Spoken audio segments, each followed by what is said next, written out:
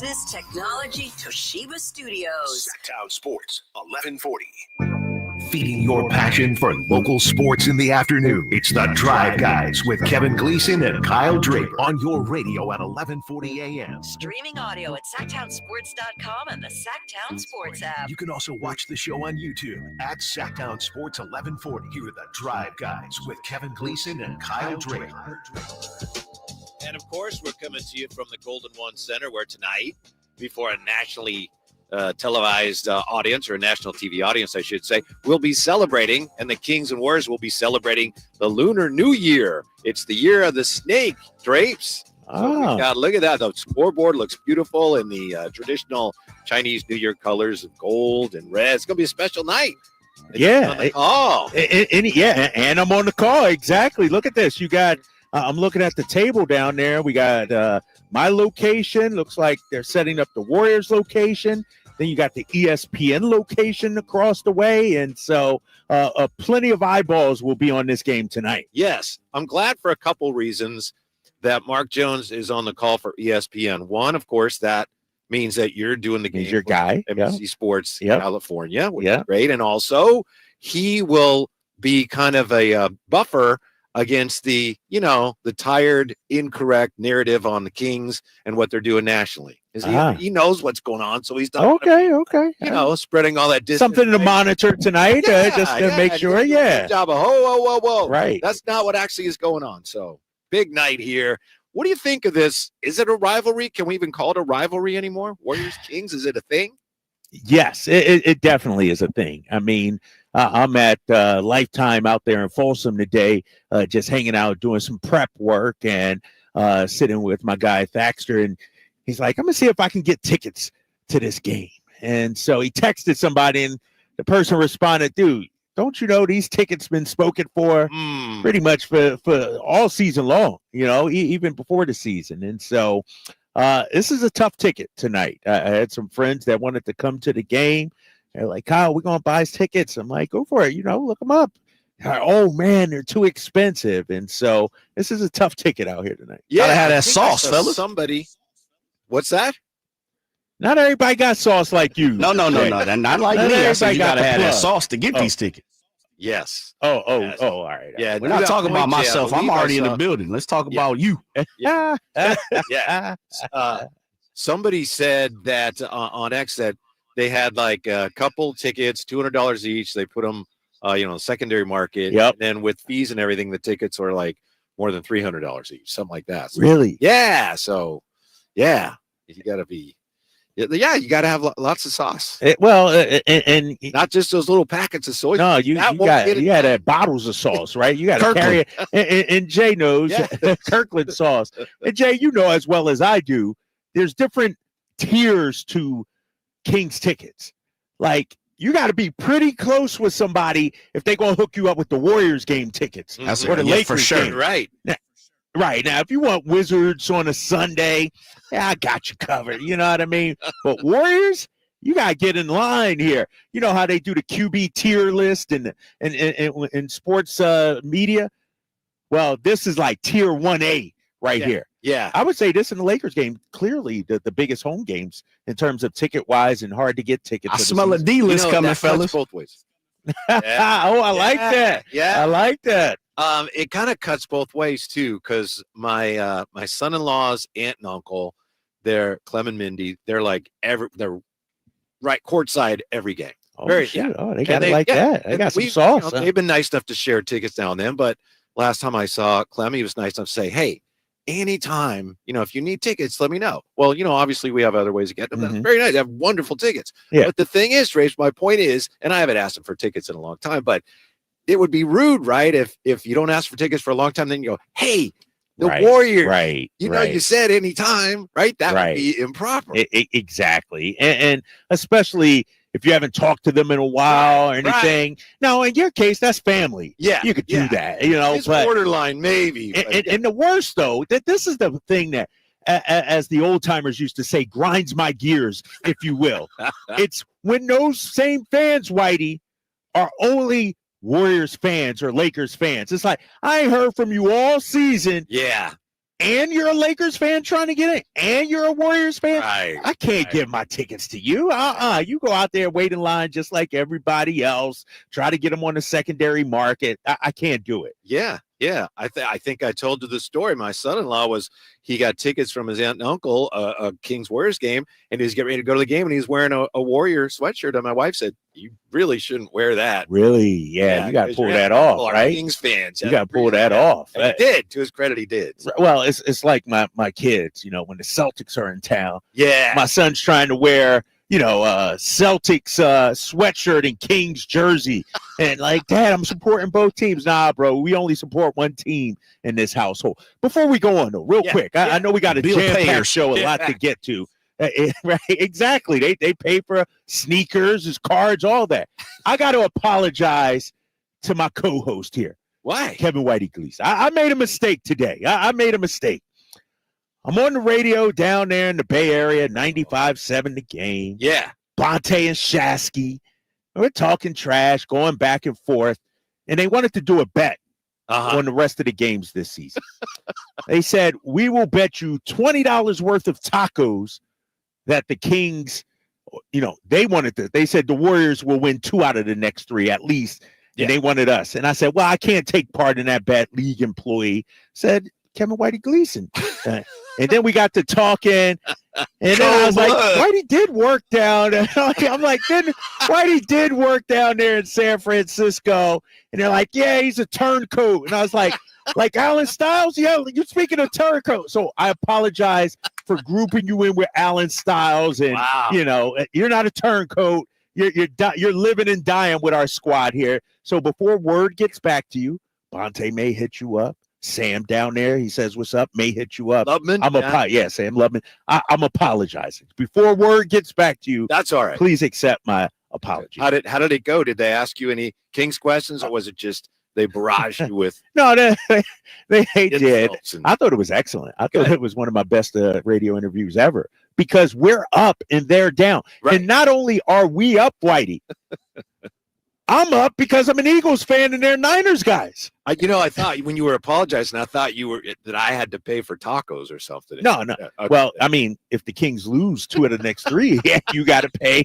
It's all on you. But if they win, they're going to send you Jim Boy tacos. Oh, okay. So you actually gain out of it. Yeah. I started off the show saying, man, for a minute there, I thought we were going to talk about football, and then I realized the Niners season ended a month ago, and so I was giving them the crap.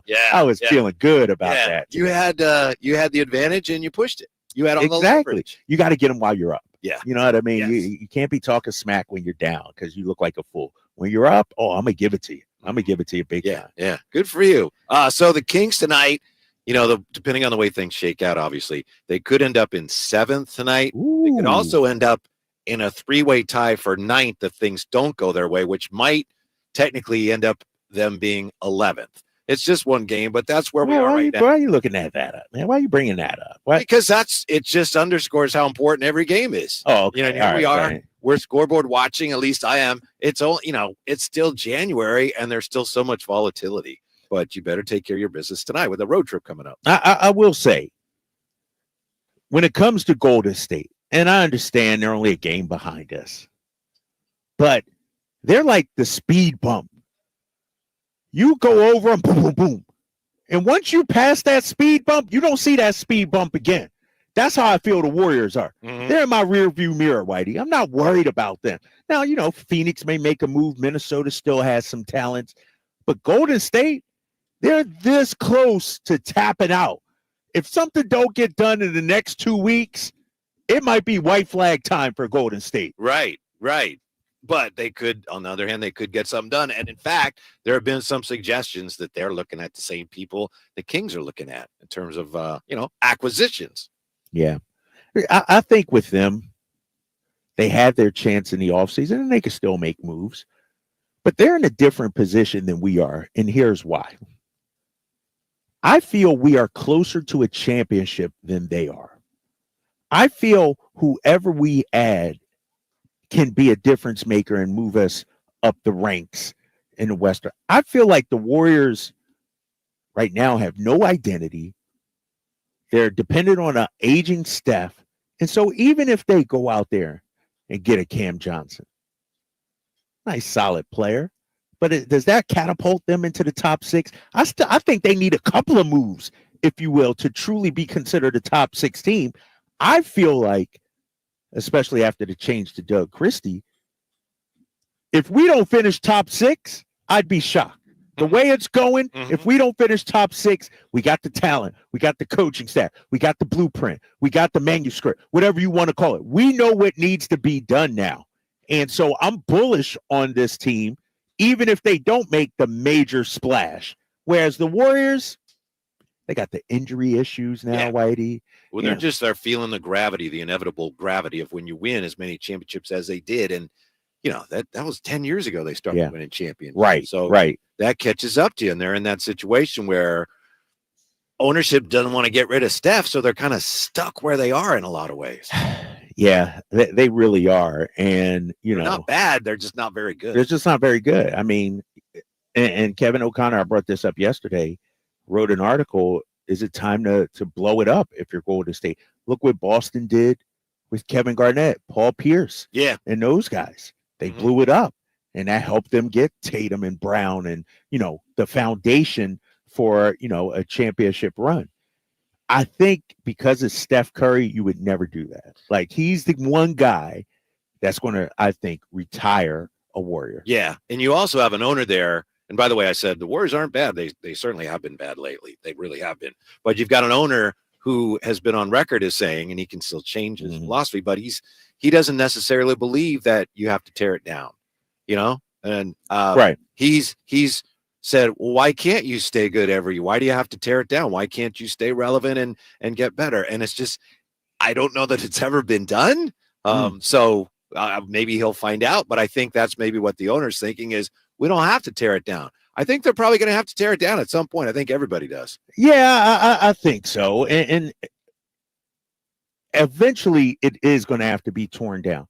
Steph's going to retire. You're going to have to hit rock bottom at some point, right? If you're Golden State. And so, but because it's Steph Curry, it'd be different if Steph started his career somewhere and it was brought in. But this is a guy from day one, has been a part of the organization. He really brought the Warriors back to life, if you will. And so, like you said, this is the price of doing business and winning all those championships. You're going to have some down years. It reminds me in some ways of what the Lakers ended up doing with Kobe. Yes. Yeah, that was bad, right? That was bad at the end. No doubt about it. And, you hate to see that because Steph's a great player. I mean, all-time great. Nothing but respect for that guy. You hate to see the elders, as they get older, lose a little bit of, like, to me, I look at Steph, I look at LeBron, I look at KD, and obviously they're getting up there in age. Like, but when they're good, their teams are good, that's fantastic for basketball.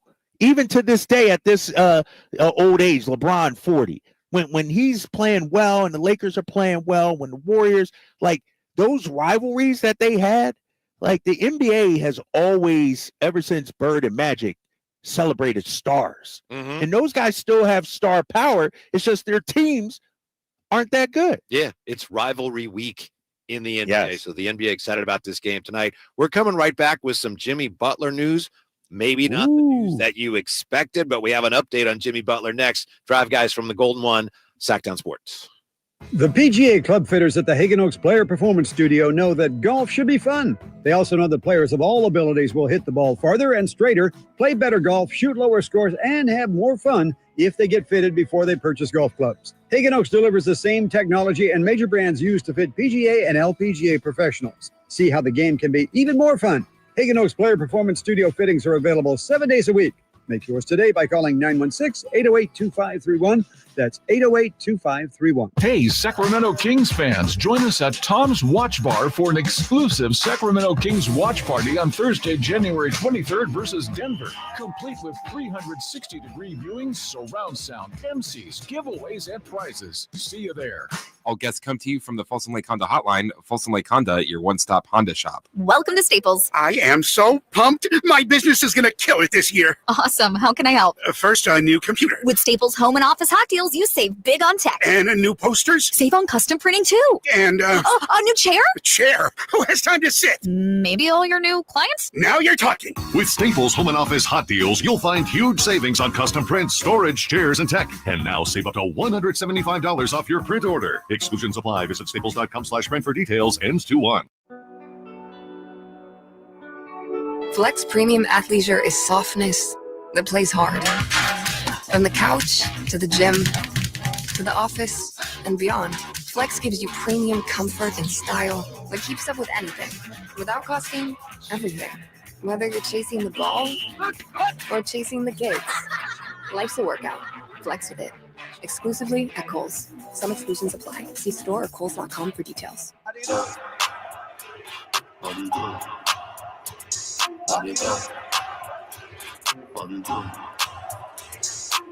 Your afternoon home for Kings talk and so much more. The Drive Guys on Sacktown Sports.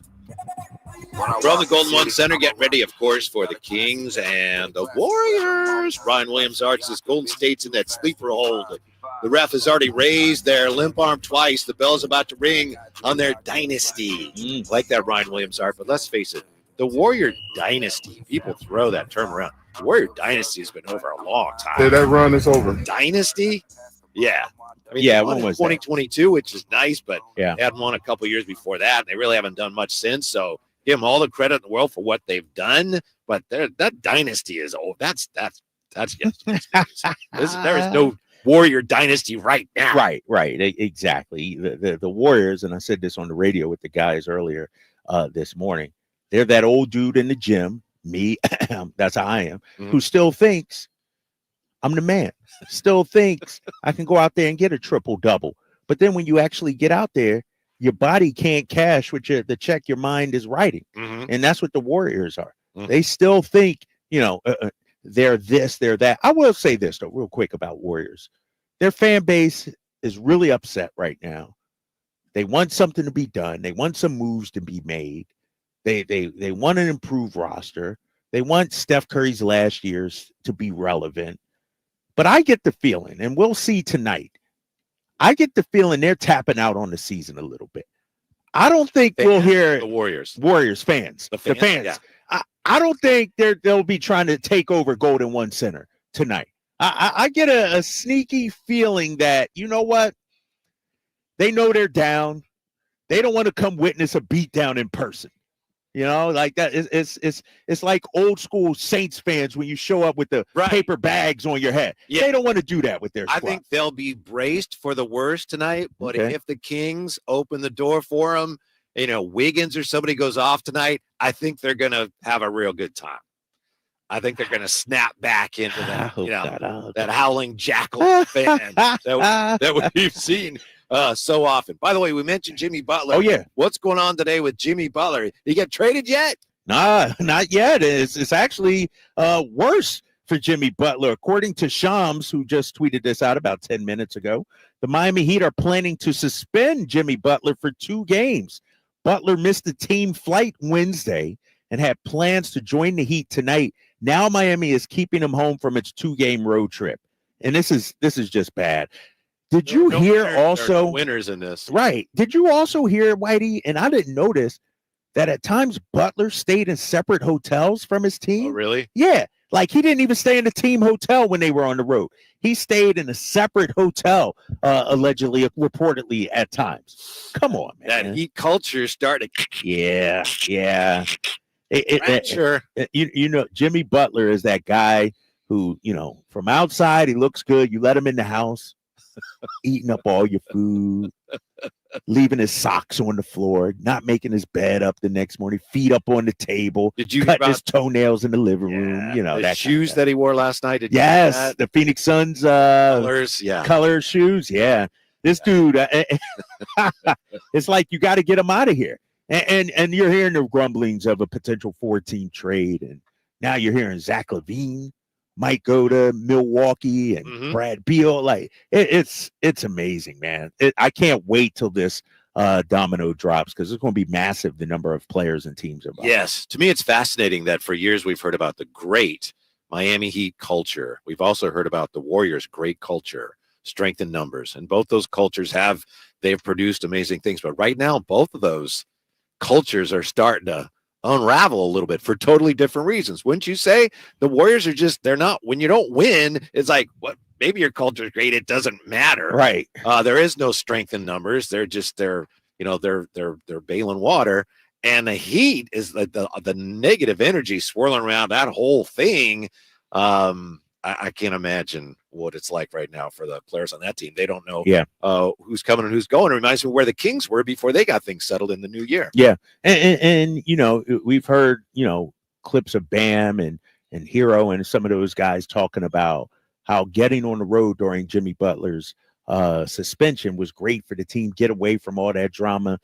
I got a feeling, when we talk about the Heat culture, Jimmy Butler is infecting it right now. Yeah. You know what I mean? And so it's almost like if you got some sort of infection like they used to do back in the old days, you got to cut it off. Cut it off at the site of the infection. Yes. And that's where Jimmy Butler is, because to your point, he's ruining Heat culture, if you will. And if you want to maintain your culture, you got to just cut it off, big fella. Right. And make that move and trade Jimmy Butler. Remember when we had, I think it was the last time we were doing the show out here, we talked to Jason Jackson. He was sitting right here with the Heat because it was when the Kings had that great game against the Heat. And we asked him, wow, is there any way after the suspension Jimmy can come back and be part of the team? And I don't even remember his answer, but it was like, who knows? Anything could happen. Yeah. He really wanted to say there is no way, but he couldn't say that. Right. So, right. Yeah, it's a bad situation. It's just a staring contest between Jimmy Butler and Pat Riley.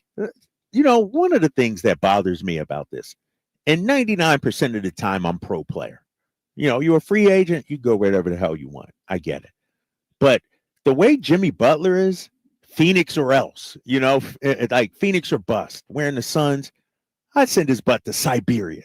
What's the worst situation he could go to? But then it might spite your, and then other agents might not want to work with you and all that. But man, if I'm Pat Riley, man, send this dude to where? We're Siberia right Charlotte or something. It might be Charlotte right now, Portland, Utah. How dare you talk about LaMelo's kingdom like that?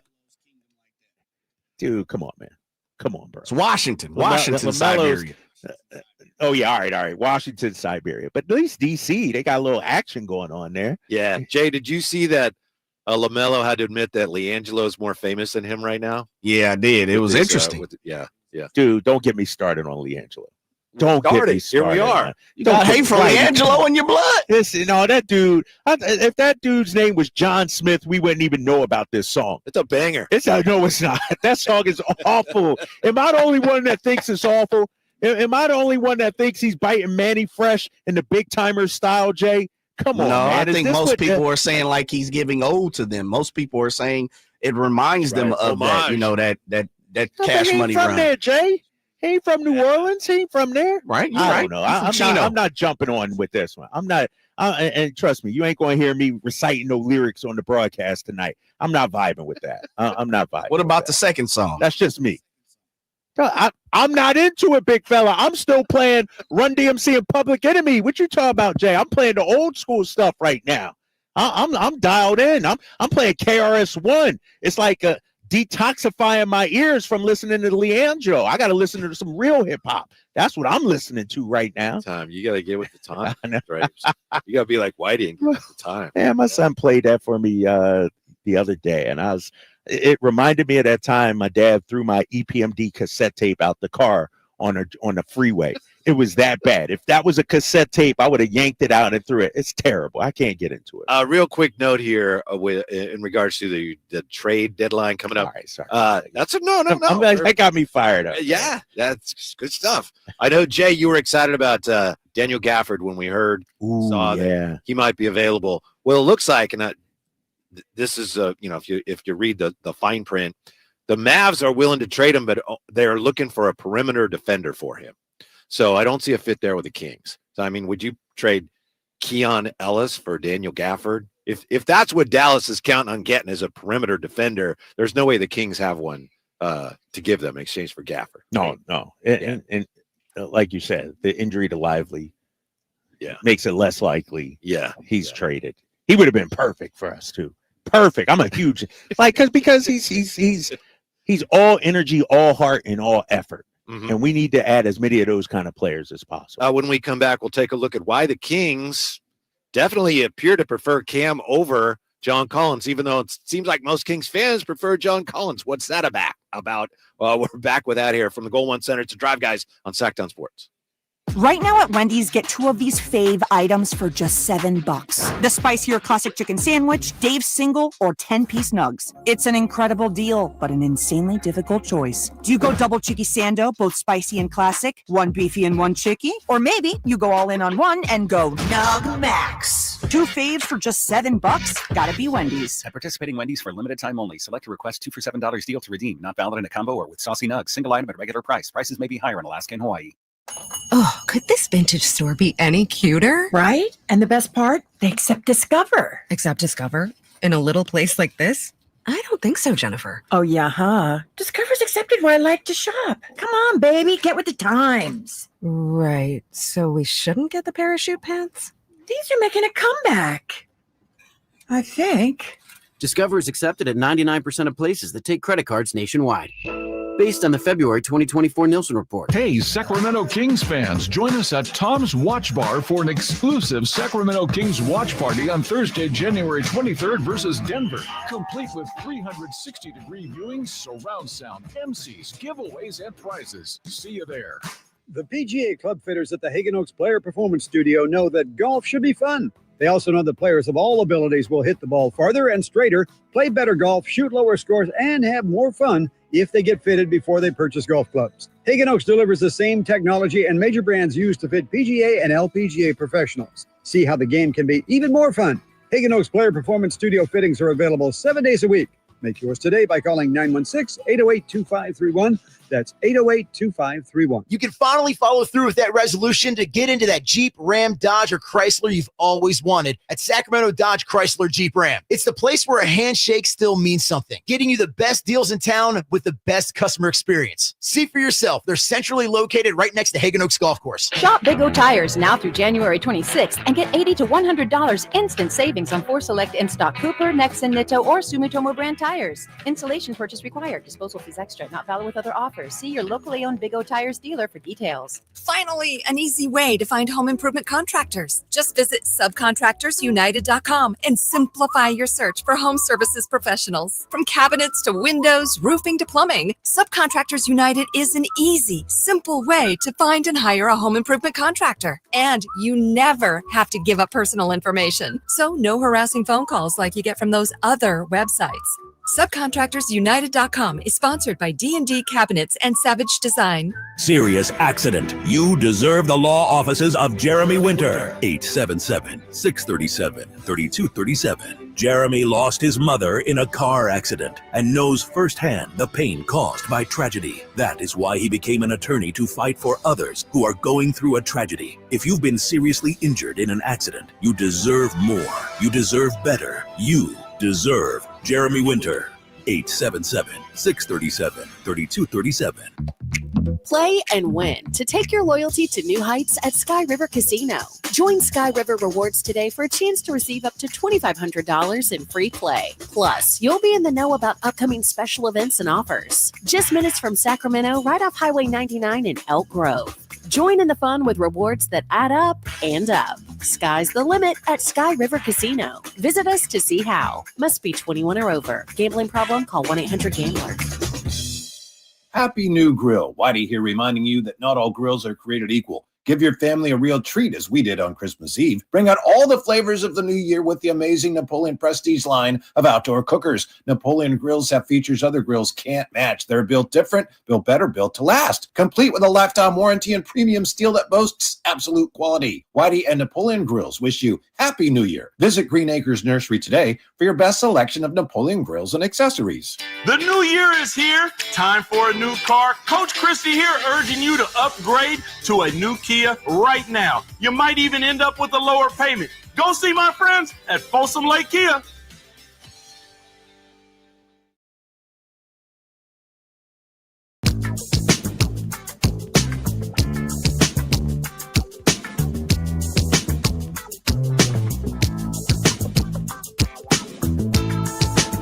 The Drive Guys, live and local, every afternoon, Monday through Friday on Sacktown Sports. Like so many Kings fans, we were just talking about Cam Johnson as a potential fit here with the Kings, and Drapes just spotted this. We have, looks like, an update on the Kings Cam Johnson situation. We'll get to that in just a moment. First, one of our favorite callers, even though he may or may not remember my name, he's been hanging on. We appreciate it. Will joining us on Sacktown Sports. What's up, Will? You know, that's cool. Y'all make me whole all that time, man. Talking about my boy Jimmy Jam. You know, but don't get him all that airtime, man. Because, how you doing, Dre? How you doing, Whitey? Good, man. Hey, Will, hold up. First of all, and I'm gonna let you have your time, big fella. I'm gonna let you.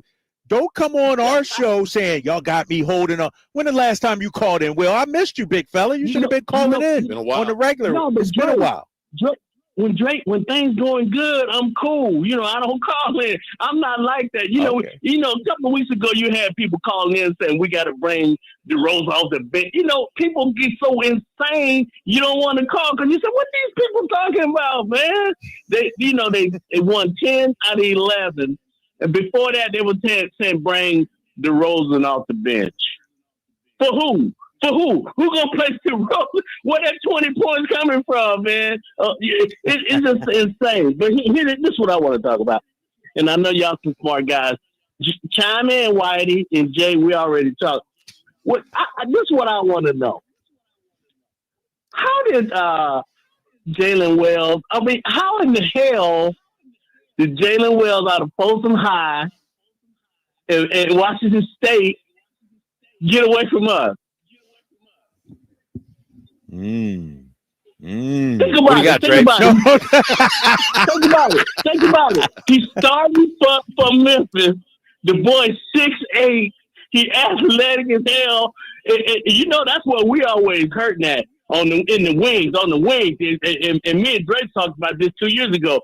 Say, man, we got to upgrade on my boy who went to San Antonio. You know, we got to upgrade that position because we were talking about P.J. Washington back then. And then we got this kid right here in Sacktown.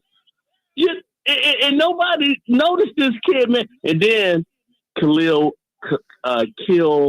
Ware out of Indiana. Yeah.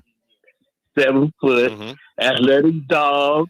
You know, I mean, how do we miss these guys? And you know, if something happened to Damos, if he get hurt or something, man, we dead. Yeah, Domas. Yeah, we dead. We don't have no back. Alex Lynn, come on, man. You know, I am so happy what's going on right now. But I'm thinking about how the hell did these two guys, you know, we drafted a 6'1" guard. I mean, I like him, but we just have so many guards on the team already. This kid's 7 feet. Khalil Ware out of Indiana. Athletic. You know what I'm saying? Hey, man, I'm just happy. I'm happy Doug is in that spot. Doug, see, them guys connected with Doug, man. That's all that is. It's a connection. They balling. They balling for him. And I knew it was something wrong with with Brown and the team. The guy, he lost the guys, man. He just lost the guys. That's just all it is. So you know that. You know that, right. Drake. You know how it is. But anyway, man, let's do it tonight. let's blow out the Warriors tonight. Hey, one more thing. Hey, Drake, do you know my boy Marcus Spear? Yeah. What about him?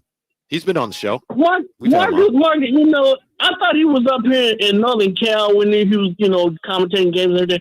They talked ESPN the other day, the whole damn show, man. They didn't mention the Kings. They kept talking about everybody else coming up. They didn't mention the Kings that won 10 out of 11. You know, it's just they don't give us no love, man. They don't get the Kings no love at all. Take the love tonight, baby. Right. We on ESPN tonight. I know you watching on NBC Sports California or listening to my guy G-Man. We're going to take the love tonight, man. And Thanks, Dre, Will. Ask people, how did we let these two guys get away? All right, I'm going to look into that. You got anything on that for us, Trey? No, nothing. Not a thing. Yeah. No, not at all. Here's the thing. Jalen Wells was a second rounder. Yeah, so there's a lot of people. A lot of people. And we did have a second rounder, but we traded him to Toronto as part of that Davion trade to make room to get DeMar DeRozan. And so, we weren't, it seemed like, in the business of keeping that second rounder because we were using that. Yeah, the Devin Carter point that Will made is one that a lot of people have been wondering about. Devin Carter's listed at 6'2". He says he's 6'3", but either way, he's not a wing. He got the wingspan, though, 6'9" wingspan. And it looks like they may have a player there, but yeah, a lot of people wondered why they didn't take somebody with a little more size. Yeah. But he's played well so far, and he certainly plays the way Doug Christie wants guys to play. Kel'el Ware, I remember we talked about him a lot. I don't know if the Kings wanted to draft a backup center that high. Right. No, exactly. But he's a good player. And I feel like the philosophy is best player available in their eyes. Yeah. In their mind. Yeah. Position be damned. Right. And so that's why they you drafted Halliburton. Exactly. And so Kel'el Ware is actually looking pretty good. Him and Bam Adebayo are playing together now too in the lineup. And and so we'll have to revisit this in 5 years when we do the redraft, because we haven't seen enough of Devin Carter. I don't think he's on the injury report, so the young fella should be good to go for tonight. Do you want to share the line, or you want me to do it? I'll do it. I'll set it up here. Interesting, because we've been talking a lot last few days about the Kings plan A, Cam Johnson. There's reports that they're kind of quibbling about draft compensation and whether the picks will be protected. But what do we got now? All right, so Jill Adge tweeted this out, and she says from Mark Stein, the Stein line, it's behind a paywall. And I tried to access it, but she quoted it. Jill Adge must have the sauce. Yeah, she must got the sauce, right? Yeah. She got the password to get it. But she says according to Stein, the Sacramento Kings have been frequently mentioned this month as an aggressive trade suitor for the Nets sharpshooter, talking about Cam. But leaked sources told the Stein line on Wednesday that there have been no discussions between the Kings and Nets regarding Johnson for weeks. Whoa. For weeks, he says. Sources say that the Kings sound very aggressive. At this juncture do not see a pathway to a workable Johnson deal with the Nets. Okay. That's according to Mark Stein. And I was wondering about the timeliness of this article. He goes on to say there's obviously still time for that to change, with 2 weeks and change to go until the February 6th trade deadline. But word is that Sacramento is actively engaged with other teams on separate trade concepts. Now, let me ask you this. I got some thoughts on that, but yeah. All right, I'm going to let you have give me your thoughts. First thought there is that information is coming from the Kings. It's like Sacramento is, they don't think a deal can be made. They're looking at other things, but things could still change. So to me, that's the Kings through Mark Stein telling the Nets, we're fine. We don't need to do it. But I think they would still like to. That's my read on it. I don't know. What about then, because this is something I texted you and Jay, and it was from our guy, Evan Sidery, who aggregated it from somewhere else. The Kings and Nets are negotiating over first-round pick protections and a potential trade involving Cam Johnson. Evan Sidery aggregated that from James. Brooklyn wants an unprotected future first for Johnson, but Sacramento currently is only willing to offer it protected. Yeah. So that's two different ends of the spectrum right there. And, you did the right thing there. You gave credit where credit is. All right, I did, right? Begrudgingly. I didn't want to. Because, man, I only gave our guys. Yeah. All right, I threw it in there. You're right. That's over the course of, 24 hours, and we got both ends of the spectrum. Yeah. Like, well, they can't both be. They can't both be true. Right. And so, to your point, though, I would say, there's one of those is coming from a local guy. I would imagine getting his stuff from the Kings, right? So I don't know what to believe right now is basically what I'm trying to get to. Conflicting reports out there, Kings fans, and I don't know what to believe at this moment. Right. Why would the Kings prefer Cam? Because we think they do, right? I mean, even this kind of suggests that they would prefer Cam. Why do the Kings prefer Cam over Collins? Again, not whether they should or not. Why do they? I think it's because they see Cam as a better shooter, better perimeter defender, and he has been in the past a really good sixth man. His third year in the league, he was third in sixth man of the year voting. So he could, in theory, you could plug him right in. Unless he had a real problem with coming off the bench, he'd be your sixth man. Collins is a real good player also, but he's more of a big. He's not as good of a perimeter defender. He's having a great year. He's also been out with a sore hip. Yeah. But, and I'm not saying, oh, you don't want Collins. You guys have talked me into it. Collins would help, but I'm just trying to figure out and identify why they prefer Cam. If this is true, what Mark Stein is saying, then fine. Let's get John Collins in here. Right. But I bet you it's not 100% true. Yeah, and I don't know what the truth is. Maybe it's somewhere in the middle of the two reports. Now, I was thinking this earlier, though. If you're Cam, got the green light in Brooklyn, second option with Cam Thomas, and Cam Thomas been out, too. He's been hurt. Are you okay with coming here and being a sixth man? Yeah. You know, it's who knows? I don't know. You know, that's something to factor in. I mean, hell, John Collins was sixth man on a bum Utah team and didn't make waves or anything like that. If he came here and was our sixth man, I think he would be open to it. And so, to me, though, on Whitey, you can't go wrong with either of those guys, in my opinion. Right. So, like you said, if what Stein wrote about Cam is true, great. Then bring in John Collins. That's how I am. If you're all in on Cam, okay, great, bring him in. If not, if you're bringing John Collins, like I'm for either one of those guys at this point. Yeah. So maybe we'll have more updates as the afternoon rolls on. We've already had a couple of interesting ones in the NBA. When we come back, what exactly, if anything, do the Warriors owe Steph Curry? You hear that a lot. People talk about the Warriors. They owe Steph this or they owe him that. Do teams ever really owe their star anything? We're back with that here as we get ready for the Kings and the Warriors from the Golden One Center. So Drive Guys on Sacktown Sports. When you take the time to shop at This Folsom Lake is Monster Jam. Witness big air, two-wheel skills, backflips, and all-out racing. It's the only place to see the world's best drivers tear up the dirt in your favorite Monster Jam trucks like Gravedigger, El Toro Loco, Megalodon, and more. It's big-time fun for the whole family. Monster Jam, as big as it gets. Coming to Golden One Center this week. Brought to you by BKT Tires. Lock in your seats today at monsterjam.com. Hey, it's Carmichael Dave for American Energy Heating and Air with a question. Have you recently had a technician diagnose your HVAC system? You were a bit surprised at how much it cost? Or did something seem off about their quote? Because at American Energy, they take pride in giving you honest, straightforward solutions to get that system up and running. Have their qualified technicians come out and give you a free second opinion. It's free. You got nothing to lose but some dollars off of that original quote. They're making the uncomfortable comfortable. They've been doing it since 1981, serving the greater Sacramento area. A+ with the Better Business Bureau. That's why they keep having customers coming back for more and more and more. You can call them and set that appointment at 916-520-9990. That's 916-520-9990 or AmericanEnergyAir.com. Call 916-520-9990 now. Elk Grove Honda reports that Honda has earned 3 coveted 2025 Car and Driver 10 Best Awards for the third year in a row, honoring the Honda Civic, Honda Accord, and Honda CR-V. Honda Accord wins for a record 39th time. You can see and drive all the new 2025 award-winning models at Elk Grove Honda and see why Honda cars and trucks continue to impress the critics. We're Elk Grove Honda in the Elk Grove Auto Mall, Highway 99 at Elk Grove Boulevard. I gotta get an Elk Grove Honda. When you take the time to shop at Folsom Lake Honda, there's one thing you'll always find. Happy people ready to serve you.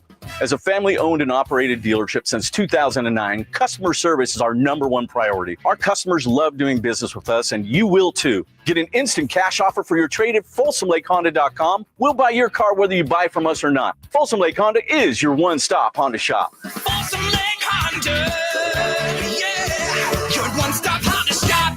Sacramento's premier country music festival, Country in the Park, is coming back May 16th and 17th at Cal Expo with Bailey Zimmerman, Billy Currington, Cole Wetzel, Nate Smith, and and more. You'll enjoy food trucks, rock walls, and a mechanical bull, line dancing, and more. Single-day GA tickets start at $52 at CITPFest.com. Country in the Park, May 16th and 17th with Hoblit Chrysler Dodge Jeep and Ram Center. Find out more at CITPFest.com. Listen for the Toyota Tahoe Report every Thursday, Friday, and Saturday with Johnny Mosley to get the latest weather conditions in Tahoe throughout this snow season. Brought to you by your local Toyota dealers. Toyota, let's go places.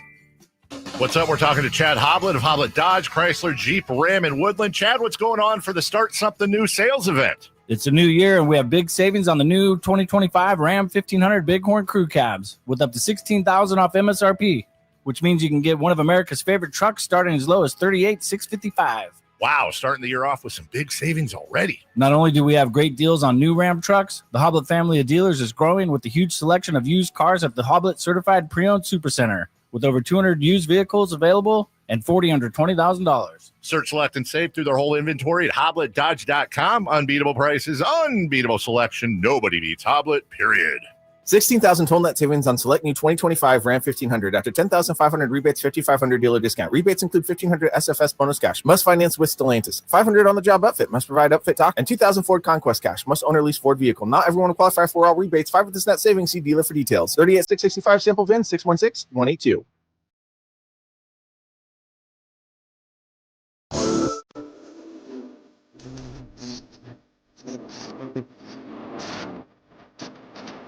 Your afternoon home for Kings Talk and so much more. The Drive Guys on Sacktown Sports. Going to get into what the Warriors, what any team owes their superstar. Do the Warriors owe Steph Curry anything? We've got some interesting thoughts on that already in the chateau here. It's, of course, the Drive Guys. Kyle Draper with the call tonight on NBC Sports California. Nationally televised game tonight. So Mark Jones slide into the national TV spot with Bob Myers, right? Yeah, Bob Myers, right? Yeah, Bob Myers and Mark Jones on the ESPN call, Drapes and Katie. Yeah, Bob Myers. Can I say that? Drapes and Disrespect Monica McNutt like that.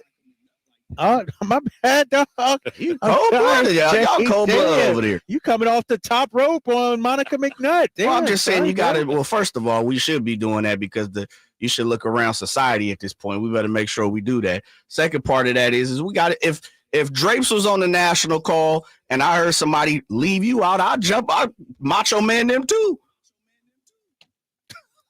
All right, bro. All right. I'm not even going to tap in on this one. I'm going to sit this one out. That's a good job. I've had occasion to talk to him a few times, and he's a really good interview. You know, he's probably going to have a little bit of a Warrior slant tonight, right? Yeah, but we got Mark Jones to balance it out, right? That's right. As far as the trade deadline goes and what the Warriors may or may not do, what the Kings may or may not do with Cam Johnson, I have some interesting thoughts here, as I said, from Aaron. Cam has been available for weeks now, and they haven't got the price they're asking. At some point, Nets going to realize they're not getting what they want, and they will come down. So perhaps that's what the point of this message sent to Mark Stein is, and maybe it comes from the Kings camp, and the idea is to convince the Nets that, you know what, right? Kings aren't even interested in Cam anymore. You better bring that price down if you want to trade him.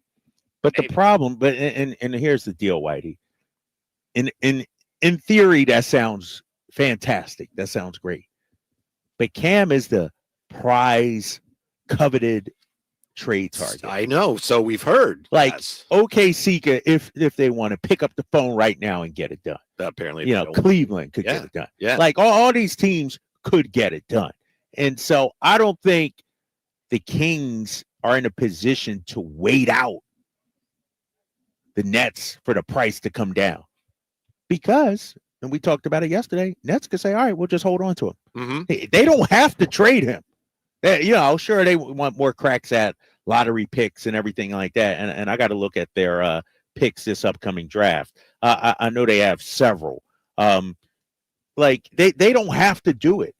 Like, I feel like they're in a position of strength. It's a seller's market for them. So do you, and we don't know because we're not privy to the conversations, are you then, for the most part, discounting the suggestions that the Kings and the Nets have been actually in there going, well, we like that, but we don't want to pick protected. And the Kings want, no, we want a protected 1 through 13. And they're actually quibbling over the protections. Are you discounting that?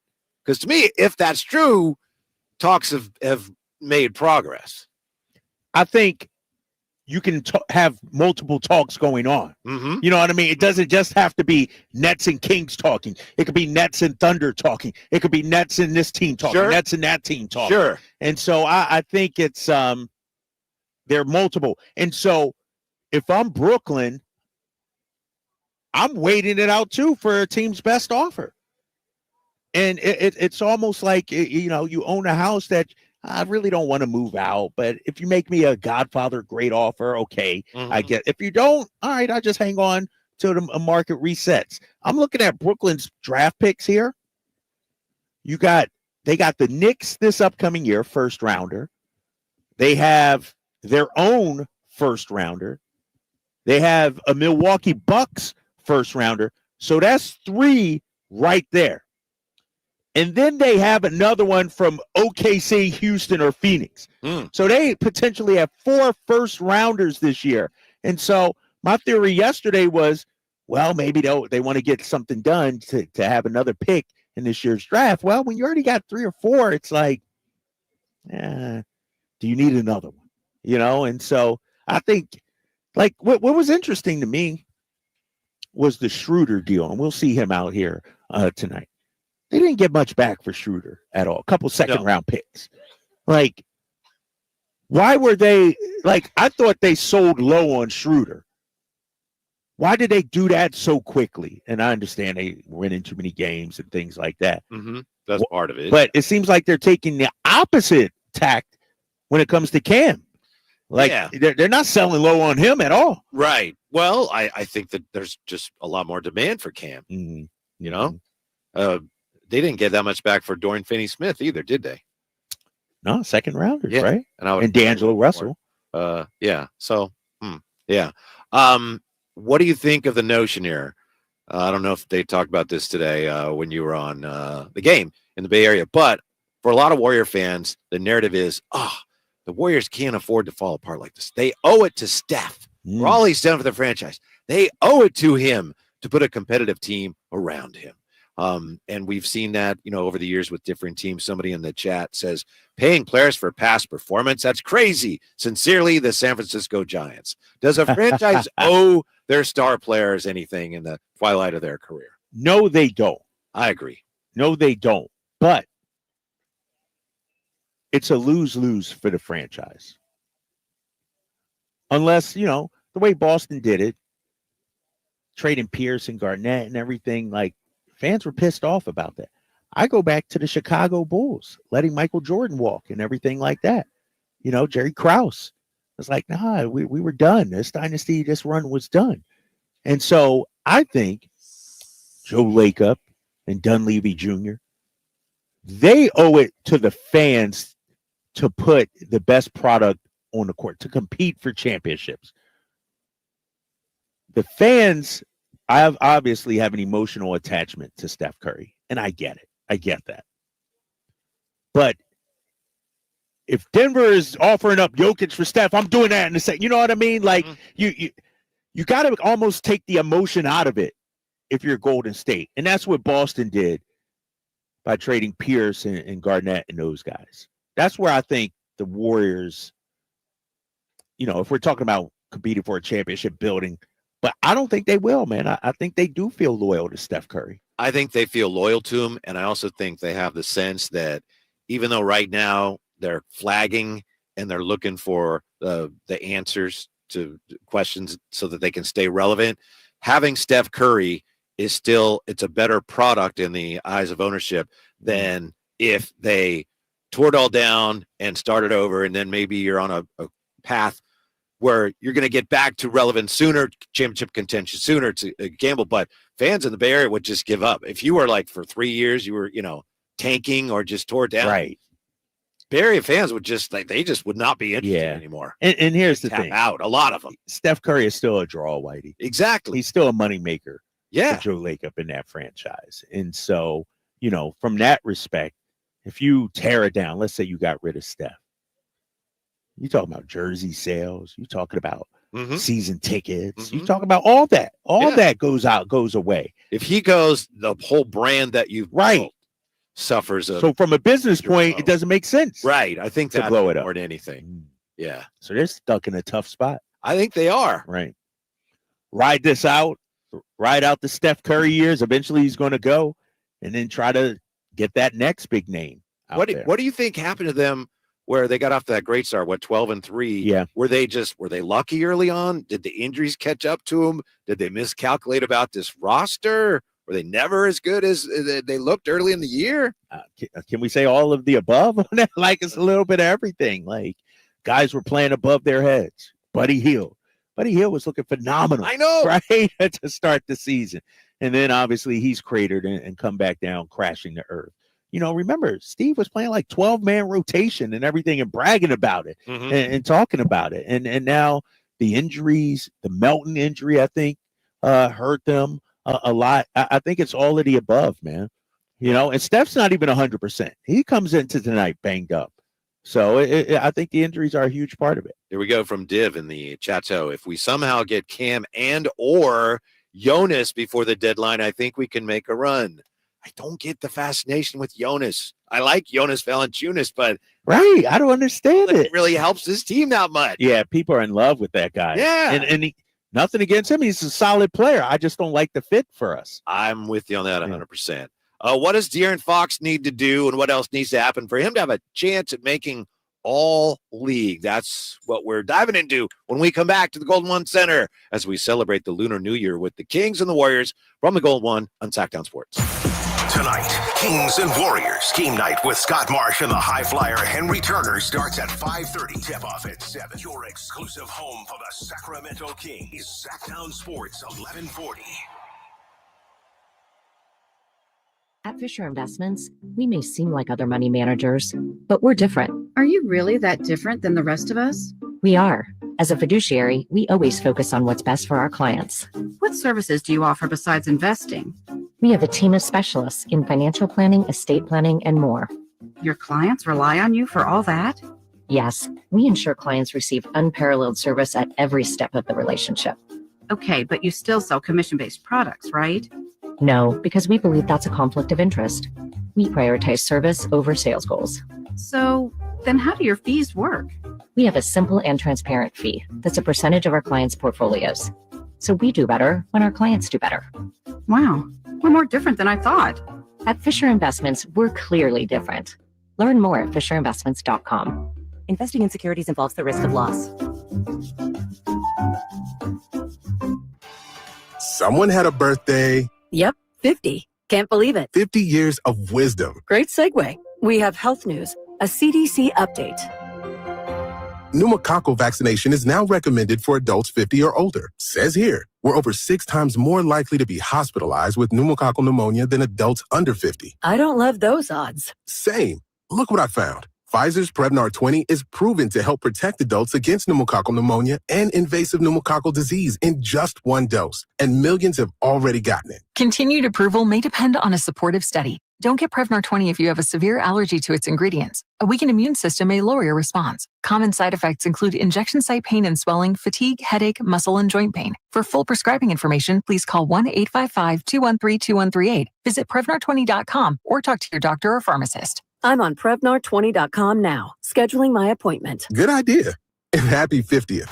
Intercepted by Fred Warner. Faithful to the Bay. Fred gets up and runs back the other way, 30. Don't miss the excitement of 49ers game day. Secure your spot at Levi's Stadium for the 2025 season. 20, 1 block and he's in. Season tickets are available now. Inventory is limited, so to speak with a representative, call 415-GO-49ers. Touchdown! That's 415-GO-49ers. San Francisco!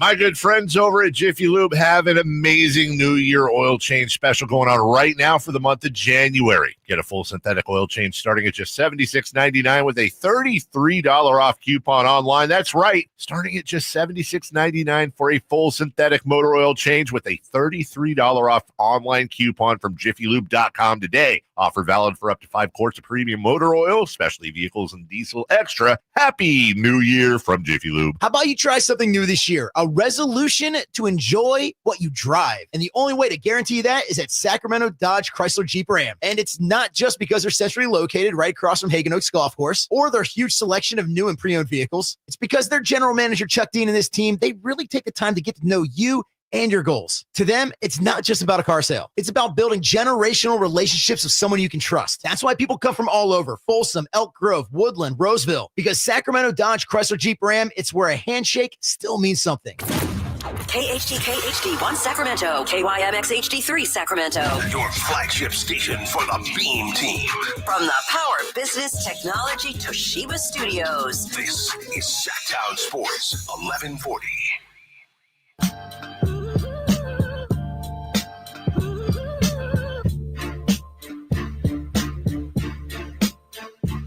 I think it's major just to give ourselves some momentum going into this long road trip. And then you want to kind of finish out this homestand on a good note as well. So, especially the way we've been rolling. So, don't want to drop one before this long road trip because you know how road trips get. So, we'd like to finish this one off on the win to give ourselves even more energy going into this 2-week trip. The Drive Guys, live and local. Every afternoon, Monday through Friday on Sacktown Sports. That was Keon Ellis at practice today. Our apologies. The tech crew here had to put the monitors in that the G-Man will need for his broadcast tonight. So we just had them poking around here and doing a great job getting the monitors in there. So anyway, our apologies. Kyle Draper is he'll be here. Here he comes. He'll be back in just a moment here as we get ready for the Kings and the Warriors tonight. It's interesting to me to look not only at where this rivalry is, but how much it has changed in the last few years since that playoff series.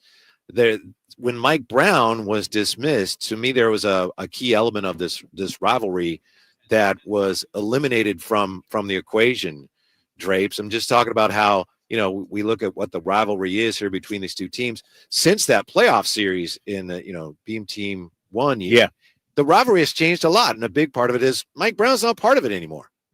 Yeah, and the Kings have beaten the Warriors 3 straight too. Yes, yes. It's we've sort of conquered that demon. It's definitely changed a lot. I mean, there's still a lot of close ties between both organizations, but think about what Steve Kerr said when Mike Brown got fired. I think that added a little more spice to this rivalry. I'm looking at the chatto here on the YouTube chat. Greg says, I don't trust any host opinion on here. You guys are homers and Warriors haters. I hope y'all lose tonight. So the Warriors, you see him right there. I don't even know that guy. This guy infiltrating our chat. I was about to say, that's a Warriors fan over here. Why are you not listening to Bonta and them? I know. Bonta and them, 95-7 the game. He coming up all up in our chat trying to be a part of this. No, go somewhere else. But no, so I think it'll be interesting tonight, Whitey. No Draymond, though. Right. That sort of takes a little bit out of it, too, right? It does. Definitely. To me, since Mike Brown has been here, the Warriors were built to a degree to be a version of the Kings were built to be a version of the Warriors. And now I think with Doug Christie, there's less emphasis on that. Okay. Yeah. So that's another part of it. I'm sorry. I'm just. What are you looking at? That's really interesting that Greg is furious there. Yeah, you know that guy? I don't know that guy. No, he dropped that and then ran out of here. He was like, I'm done. I mean, if you look at that, you'd say, well, yeah, this rivalry is alive and well. Yeah. I will say, too, to your point, I felt like Mike, every pregame, every postgame, spray threes. We've heard it a little bit from Doug, but we're hearing different messaging, I feel. And to your point, a different style of play. A little bit, yeah. A different style of play I see offensively from the Kings team. It's if you have an advantage, take it, work it, do your thing. And so to your point, and I'll say this, and I think you'll agree, it's hard to imitate and beat the Warriors. Like, unless you got Steph, Clay, Draymond 2.0 on your team, like, we don't have the shooters they had. Right. Draymond, as much as I hate on him, his basketball IQ is next level.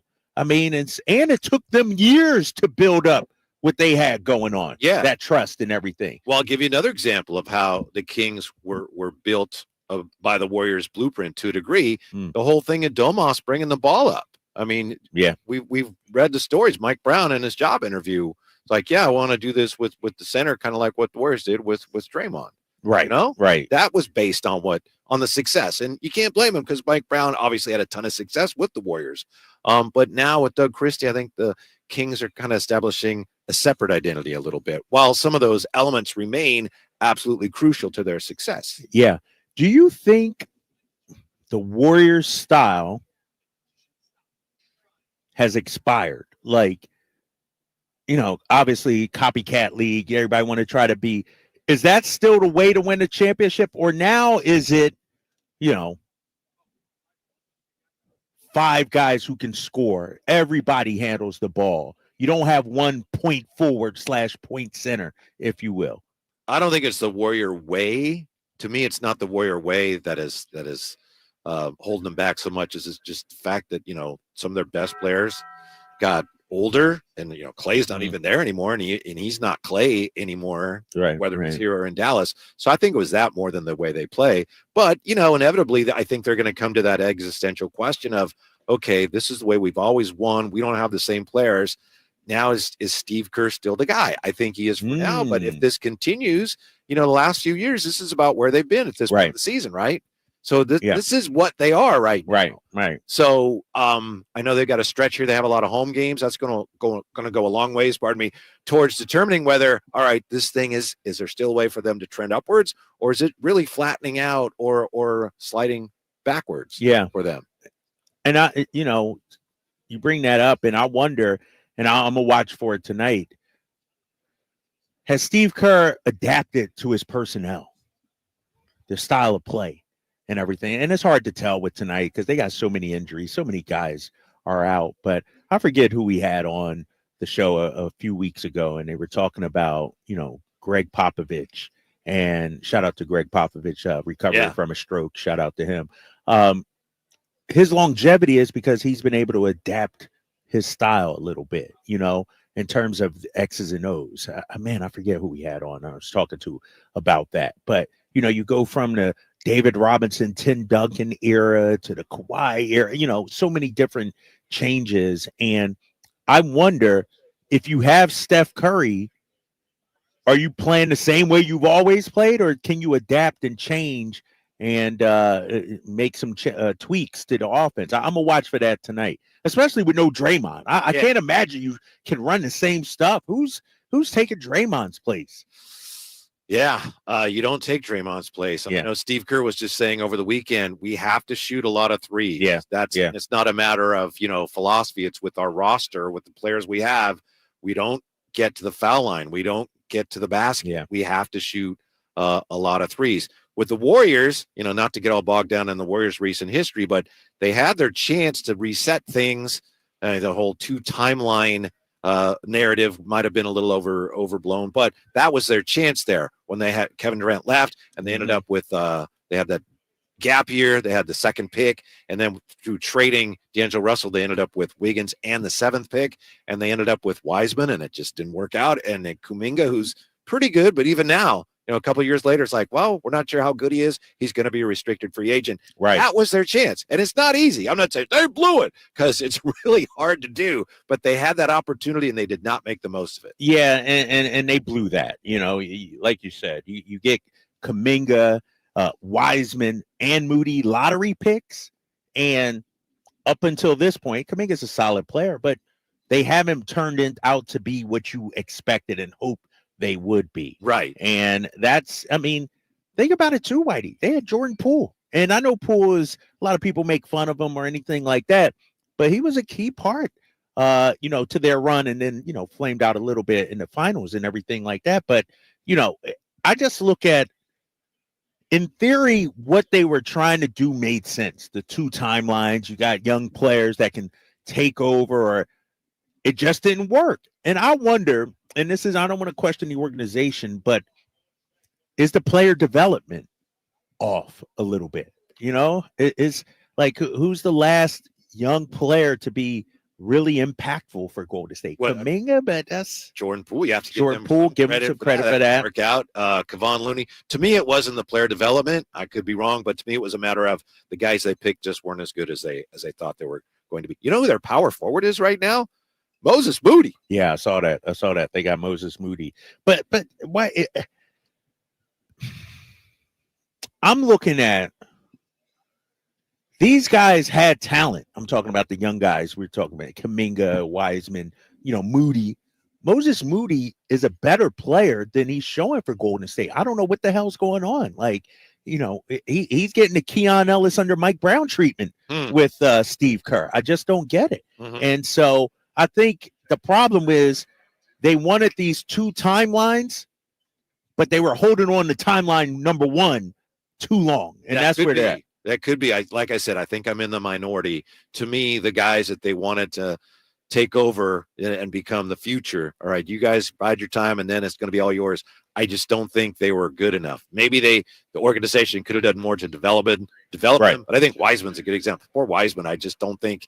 I think a lot of guys in a lot of sports who came up during the pandemic, they didn't have the opportunities to hone their crafts, and I think there's a number of those guys that never quite became what their teams hoped they'd be. And I think also because they weren't playing, it was harder to evaluate them. Yeah, but, and I'm going to disagree a little bit. I think what Steve Kerr and the organization did to Wiseman, shot all confidence he had.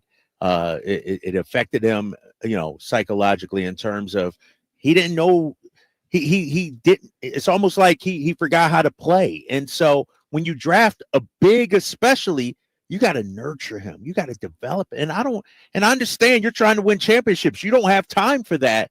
But I feel like the similar thing the Sixers did with Markelle Fultz too.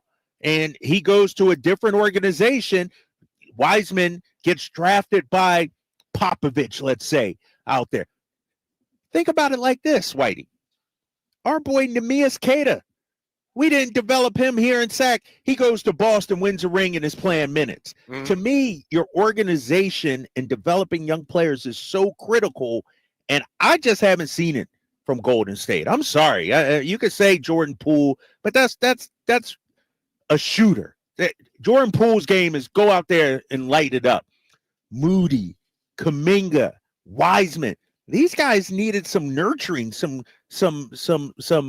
growth, development, and they just didn't do it, in my opinion. Maybe I'm wrong. I could be totally wrong, Warriors fans, but I think that's, and I said it a couple years ago, that's messing up with Wiseman, Moody, and Kuminga will come back to haunt the Warriors, and it is right now. Yeah, I think it's been very damaging, but I don't blame their development as much as you do. Who knows? Right. Who knows who's right? But there's no question.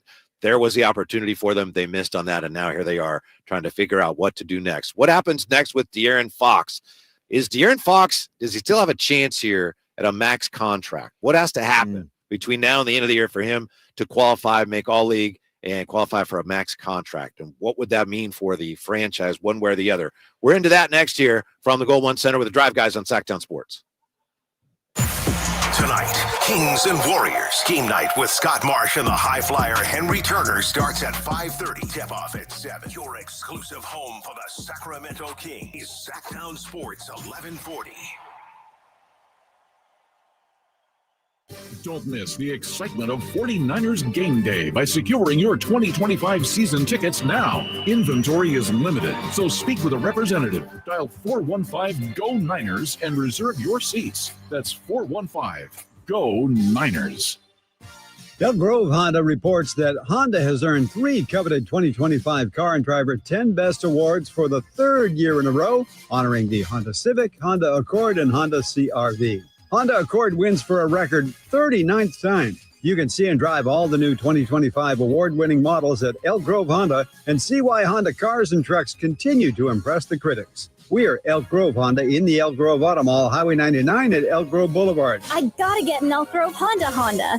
Power Business Technology is proud to be a 100% independent, locally owned and managed Toshiba copier dealer. Local ownership cuts out the red tape, allowing ourselves to never be too busy to personally answer the call when our clients need us. Recognized for excellence in service execution, training, and customer service, we're proud to be named a Toshiba ProMasters Elite dealer since 2021. Contact us today for all your business printing needs at 844-POWER-BZ. That's 844-769-3729, or visit us at powercopiers.com.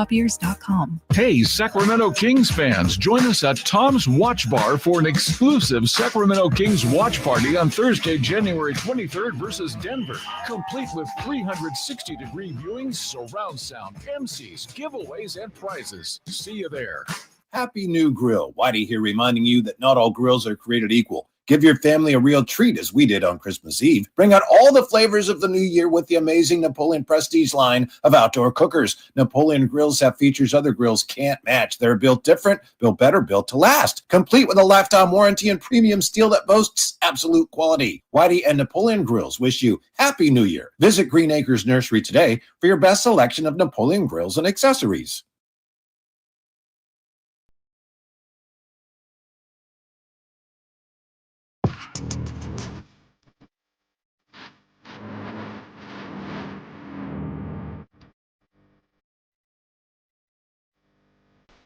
Live and local, it's the Drive Guys. Watch the show on youtube.com/Sacktown Sports 1140. Or listen on the Sacktown Sports app. We just had that Napoleon Grill spot, and Happy New Year I mentioned there. So you get to the point like, when is it too late to say Happy New Year? Yeah, Well, yeah. we're saying Happy Lunar New Year. Lunar New Year. At Yeah. the Golden One Center, get ready for the Kings and the Warriors. And we got some Kings fans, or at least one Kings fan here in the chat, who's a little nervous about this game, Drape. Sacktown. Yeah, Sacktown says, oh, the Kings better not take this team lightly. Kings should not take this Sacramento Warriors weather team is lightly. brought to you by the San Francisco. They will light Sacramento up. This might be a trap game for the Kings. That gets back to what you always say, right? Respect your opponent. Yeah, you got to respect your opponent, but light us up? Like, who scares us? I think that's a Kings fan. Like Sacktown. Yeah. Like Steph Curry can be great. We understand that. He's still Steph Curry. But he can knock down a couple of threes here and there. But I just don't see it, Whitey. I don't see a pathway tonight for Golden State. Am I wrong? Because usually I'm all about, you got to respect, and you do, but I'm not seeing it with this Warriors Your team. guy Wiggins worries me a little bit tonight. I'm not even sure why. I don't want him. You don't want him going off. But we got Keegan on him. I know. See, I think some of the narrative about that terrible loss to Boston was a little bit overstated. And I know the Warriors they're really struggling after that hot start. But people looked at that loss and said, "Oh man, this team's a disaster area." Well, when they had no Kuminga and no Draymond, they had virtually no chance of beating the Celtics. That's true. They were going to lose. They were going to be up by 10 or 20 or 30 or 40. They were going to lose that game. But that's what they are now, Whitey, right? Yeah. No Kuminga, no Draymond. Mm-hmm. I mean, they're 9-18 over their last 27. Ooh. I mean, I just don't see it, unless Lindy Waters III gets hot or something like that. Schroeder maybe. Keith Santos might have a career game. I really don't see it, man. And maybe I'm, being disrespectful and I don't want to jinx us or anything like that. But if we play, and to Doug's point, Doug's always saying it's not about the opponent. Yeah. It's about how we play. And so I think, and I said it yesterday, I think this team is relentless. It's locked in. I'd be shocked, I tell you, if we lost this one. See, this is a great example to me of how Doug Christie has been so effective in his messaging. Because every coach of every team, when they play a bad team, say, oh, you can't overlook them. Right. You have to respect their opponent. But since he's taken over, when the Kings have played lesser teams, they've actually done that.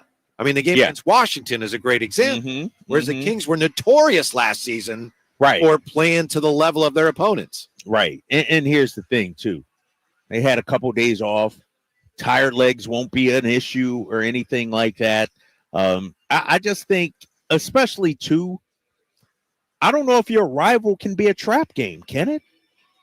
Like, and I understand some of the guys are out, maybe a letdown a little bit, no Draymond, but I got to imagine Fox and those guys get up for this. They got up for it last time when we were down there and beat them by 30. Like, and so I think they'll be up for it tonight. What does Fox have to do? What does De'Aaron have to do? What do the Kings have to do between now and the end of the year for him to have a shot at the Supermax, which means he would have to be all NBA, all NBA, and then that would pretty much cement him staying. Now, it's possible that he doesn't get the Supermax and he decides to stay anyway. We don't know, but I was talking to Alan Stiles about this yesterday. Alan was saying he's pretty much putting that notion of De'Aaron Fox, all league, he's putting that to bed. Get ready to put it to bed. I don't think we're anywhere near that point yet. Not yet. I mean, there's still so many games left to go. If the Kings finish top 3 or 4, yes, he's in the conversation. Yes, he's in the conversation. If they play really well, continue to play well, I think he's got a great shot. How do they do it, Whitey? Is it just 5 best players? Is it 2 and 3 in terms of like 2 guards, 2? Because I'm looking. It's positionless now.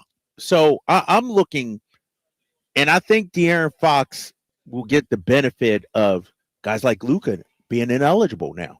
You know what I mean? And so, like, who is going? All right, so let's say I think Brunson will get it. I think Dame might get it, might be in the mix. Shea, but I look at the guard play, and I think De'Aaron's right up there, on that next level behind Shea. Shea's up there clearly. Yeah. After that, Brunson, De'Aaron, like I put all of them in the same category. What is De'Aaron now? Points per game. He's top. He's number 10. Number 10 in points per game. Okay, if he stays in the top 10. And you know that he's going to get a ton of credit from the national media, and he probably will deserve it if they win a lot of games. Right. So if they win a lot of games, he and Domas are probably going to be all league. Domas, this will be his 3rd year in a row. Domas. Yes. And what, 4th overall, I think. But here's the thing, too, Whitey. I'm looking at it, and I'm just looking at the stats from the point guard position, let's say. You got Shea. He's going to be all NBA. Yeah. I'm not giving it to Jay's guy, LaMelo. Not enough team success. Tyrese Maxey, I'm not giving it to him. You're just trying to start a conflict. Jay ain't even paying attention. He don't want none of this smoke right now. Jay don't want none of this smoke.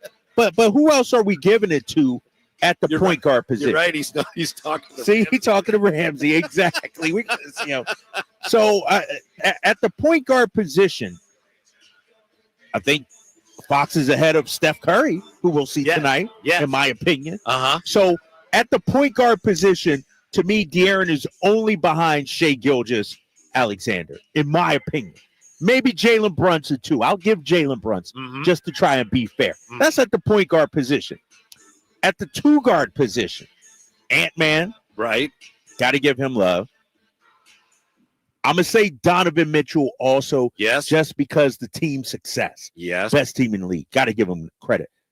Outside of that, Whitey, Devin Booker. Good player, yes, but De'Aaron's. I love Devin Booker, but De'Aaron's right there with him. And, if our team continues. That's it. My boy, Zach LaVine. No. All league? No, exactly. Insane numbers, but no. They got Jaylen Brown listed. So, all right, I'll throw Jaylen Brown in there. But you see what I'm saying? The competition at the guard position, and I know they don't do it, it's best, 15 or whatever it is. Yeah. But I think it's still very much in play for De'Aaron Fox. Yeah, I do too. Now, did you happen to see, I know we touched on this yesterday, but I think it was off the air. When he was talking to the media, I think it was after practice yesterday, that the pinky on his left hand, it does not look good. Yeah. It is so bent in ways that your finger's not supposed to bend. He wasn't flexing that? Was that just the way it is? That's the other thing. I'm not sure the context, but it didn't look good. And we know that he's had him taped up. Yeah, wrapped up. Yeah. Yeah. So, I'm going to have to check that out, when I get a closer look, maybe on the road or something like that. That it looked like him. Ronnie Lott out there. Yes. Like Balding. I don't know if you've ever seen it. Your guy, John Collins, has kind of an odd extremity as well there because of injury. But if De'Aaron Fox brought his shooting numbers up, remember last year, for much of last year, his numbers were way up. They normalized. If he shoots the ball better and they win, he's got a great shot at being all. Yes. But it's tough to shoot the ball better when you're dealing with that. And he's talked about it, right? Yeah. And, you know, people want to say, "Oh, that's an excuse." Well, it's actually a really good reason. Right. Right. Yeah. I still think, because we're looking at the stats and we're not, it's hard to quantify and take into account the defensive side of the ball too. Excuse me, for De'Aaron Fox, the clutch numbers too for De'Aaron Fox. And I think it ultimately comes down to team success. I really do. You're top 5 in the West, I think you get it. If you're a playing team, I think that kind of automatically rules you out. You know? Yeah. Katie Vieira says automatic guards Shea, Brunson, Curry. NorCal says it's not about even winning games. It's a popularity contest. Katie says whoever from the Cavs. Let's see. Cade Cunningham getting mentions. Cade to get some love. Yeah. Darius Garland having a really nice year too from your guy Farmer Bleasy. Jalen Green. And Atticus Finch says Fox ain't better than Ja. It's going to be tough. But if he continues to keep his average up and the Kings win, I think it's going to take both those things for him to have a shot. Right. And how many games has Ja missed so far? Any idea? I'm just curious because, you know, the Luka factor, that's a real thing, man. Yeah, that's a great point. Him being out of the mix for all NBA awards or anything like that. So Ja has played in 25 games. Memphis as a team has played 28, 43. So Ja's missed 18 games. He's out. Right? 18? 65 is the magic number. Wow. See? No wonder you're playing through a right finger injury. Wow. I got Ja Morant at 25 games this season so far. So him and Luka, by our math, and let's say he's not out, maybe he misses one more, he's out. Like, that's huge, right? That's massive. It is. Wow. Do you think the Kings want to give him the Supermax? They have their druthers? Because then he's going to stay. He may stay anyway. What do you think? That's a tough check to write. Like, I don't think nobody ever wants to give a player that much money. But, you know, I think if he makes it, more likely to sign, that sort of takes out a lot of uncertainty for this team going forward. As we said, we're celebrating Lunar New Year here. When we come back, we will celebrate today's Kobe-versary. This is the anniversary of the day Kobe went off. That and more coming up with the Drive Guys from the Golden One as we get ready for the Kings and the Warriors on Sacktown Sports. Shop Big O Tires now through January 26th and get $80 to $100 instant savings on 4 select in-stock Cooper, Nexen, Nitto, or Sumitomo brand tires. Installation purchase required. Disposal fees extra. Not valid with other offers. See your locally owned Big O Tires dealer for details. Did you know your skin is the largest organ of your body? That's why you should shower with Old Spice Super Hydration Body Wash instead of plain old bar soap. Love your skin by super hydrating it with vitamin B3 and glorious notes of vanilla and shea. Did you know that my super hydrated skin is the second largest organ of my body? The first is my heart. Old Spice. Men have skin too. Old Spice Super Hydration Body Wash. 24/7 renewing moisture. With daily use. Lowe's knows how to help make your Super Bowl 59 party a touchdown. Let us help you prep your home to host with top brands like Charbroil, Blackstone, and LG, so you can be the MVP of game day. Plus, use the Lowe's app to find what you need for a seamless shopping run. Or huddle up with our Lowe's Red Vest associates to help make all your game time hosting decisions. This 49er injury report is brought to you by Jeremy Winter, attorney at law. He cares because he's been there. After an injury-plagued 2024 season, which ended 6-11 and out of the playoffs, the 49ers will focus on getting healthy in the offseason. Running backs Christian McCaffrey, Jordan Mason, and Isaac Guerrero all suffered season-ending injuries. Left tackle Trent Williams' ankle kept him out late in the year, and Brock Purdy missed the season finale with a hurt elbow. 49ers hope to enter 2025 with a full roster back intact. Serious accident. You deserve the law offices of Jeremy Winter. 877-637-3237. Jeremy lost his mother in a car accident and knows firsthand the pain caused by tragedy. That is why he became an attorney to fight for others who are going through a tragedy. If you've been seriously injured in an accident, you deserve more. You deserve better. You deserve Jeremy Winter.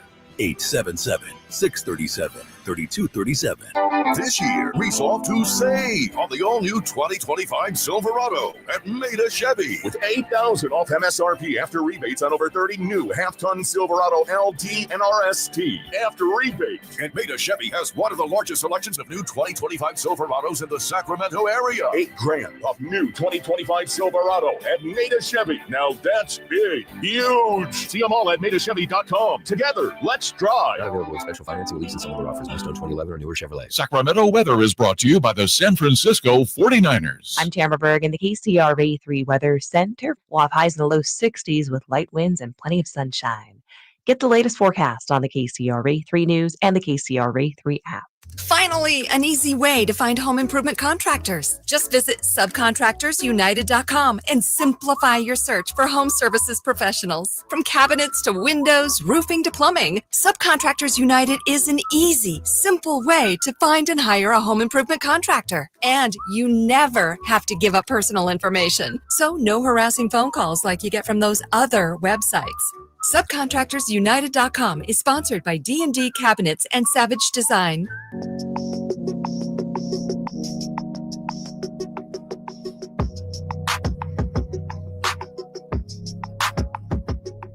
I mean, yeah, you got to understand they're going to come out with their best shot, especially the way we beat them last time and the way they just lost. You know, that's a prideful team, organization, coaching staff. So you got to be ready for a dogfight tonight. Your flagship station for the Beam Team, Sacktown Sports.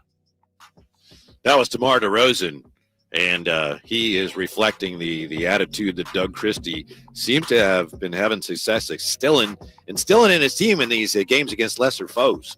You got to be ready for a dogfight. That's it. That's a cliche talk, but the Kings are right. Forget the talk. They're walking the walk.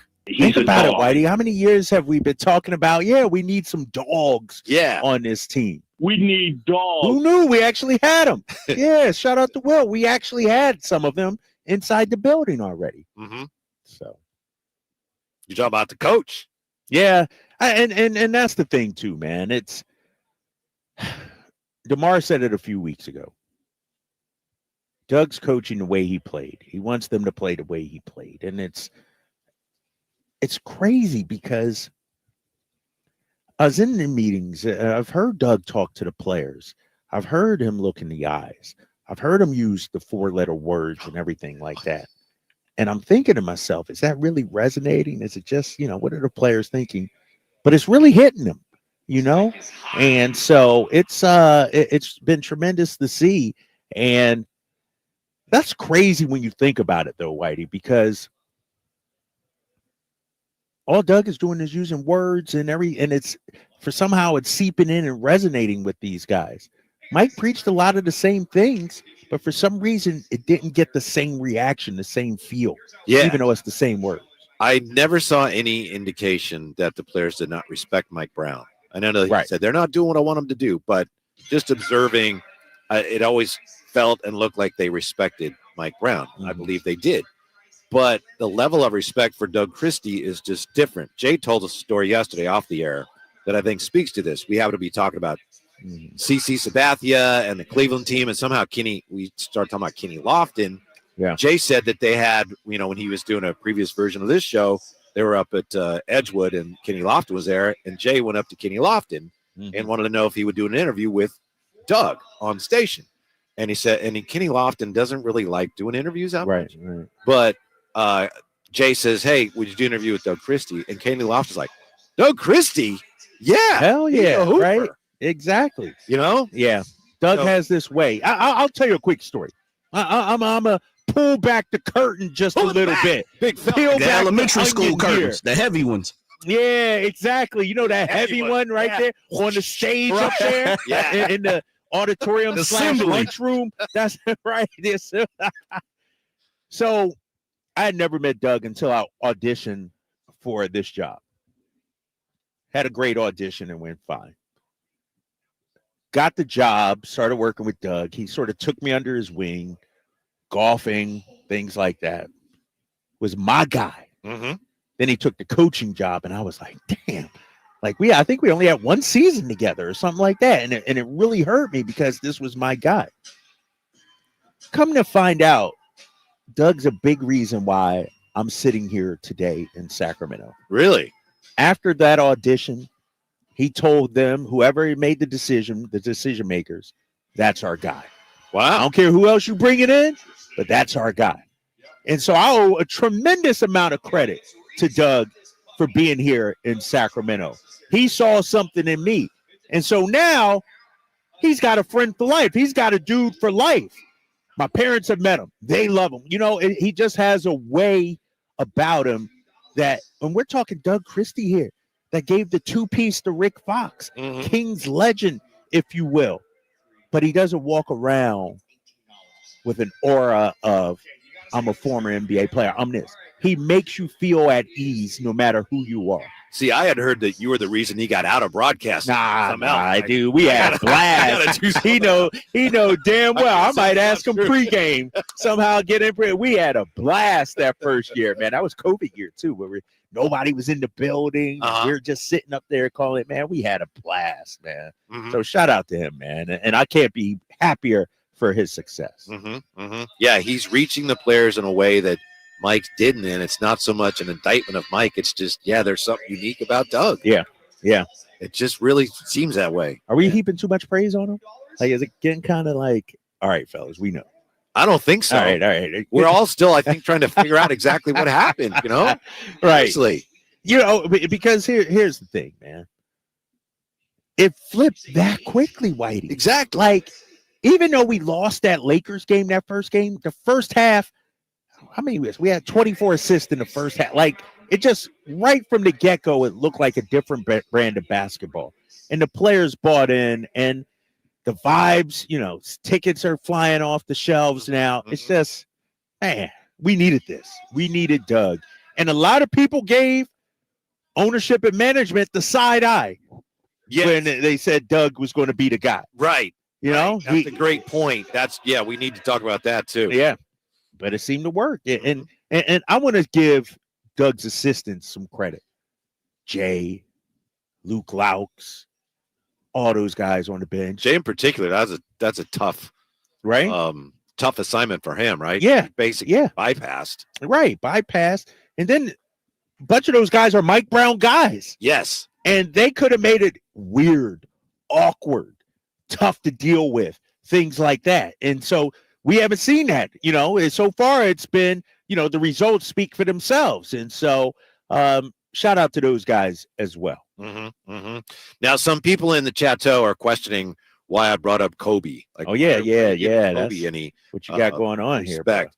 Well, it was on this date in 2006. Kobe scored 81 versus Toronto. Okay. And no matter what you think of, a Laker and Kobe, that's basketball history.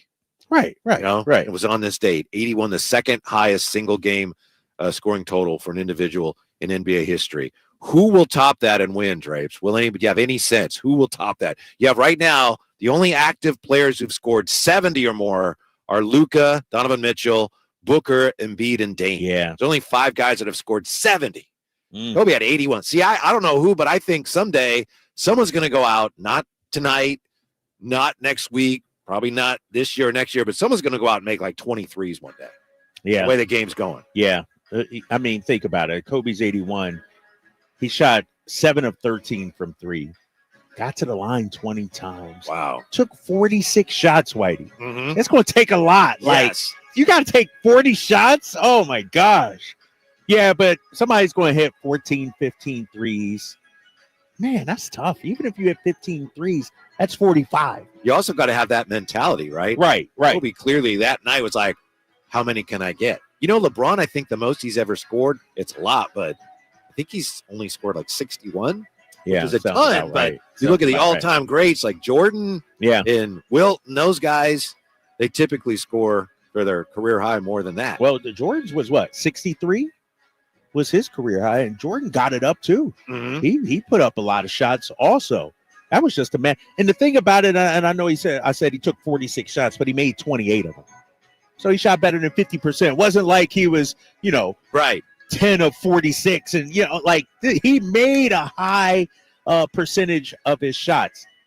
I don't know if we'll see it, man. I don't think we'll see it anytime soon because remember last year when Embiid scored 70, it was right after that the NBA started allowing hand checking, hip checking, tackling. Because Right? Luka did it, then Embiid did it, and it was like, all right, That this was is like getting 2 out by of 4 to the control. back of the head. Right. Yes, that's a play on. So they don't want players piling up those big totals for. And I will say this: look at that Lakers team Kobe was on. What do we got? This is their starting 5 that night. Lamar Odom, good player. Yeah. Chris Mim. He was a player. Kwame Brown. Smush Parker. Kobe said, I ain't passing it to these yahoos. Him and Kobe didn't. He was like, They didn't nah, really get bro. along. Yeah. I'd rather be double teamed than shoot than pass it to Smush Parker and he's open. Come on, man. Oh, my. And let me see. Devin George, nice. Nice guy. Serve, Guy, yeah. Luke Walton was on that team. Luke was on that team. He played 14. Slava Medvedenko. That was a bad Lakers team, man. Who had the most assists that night for the Lakers?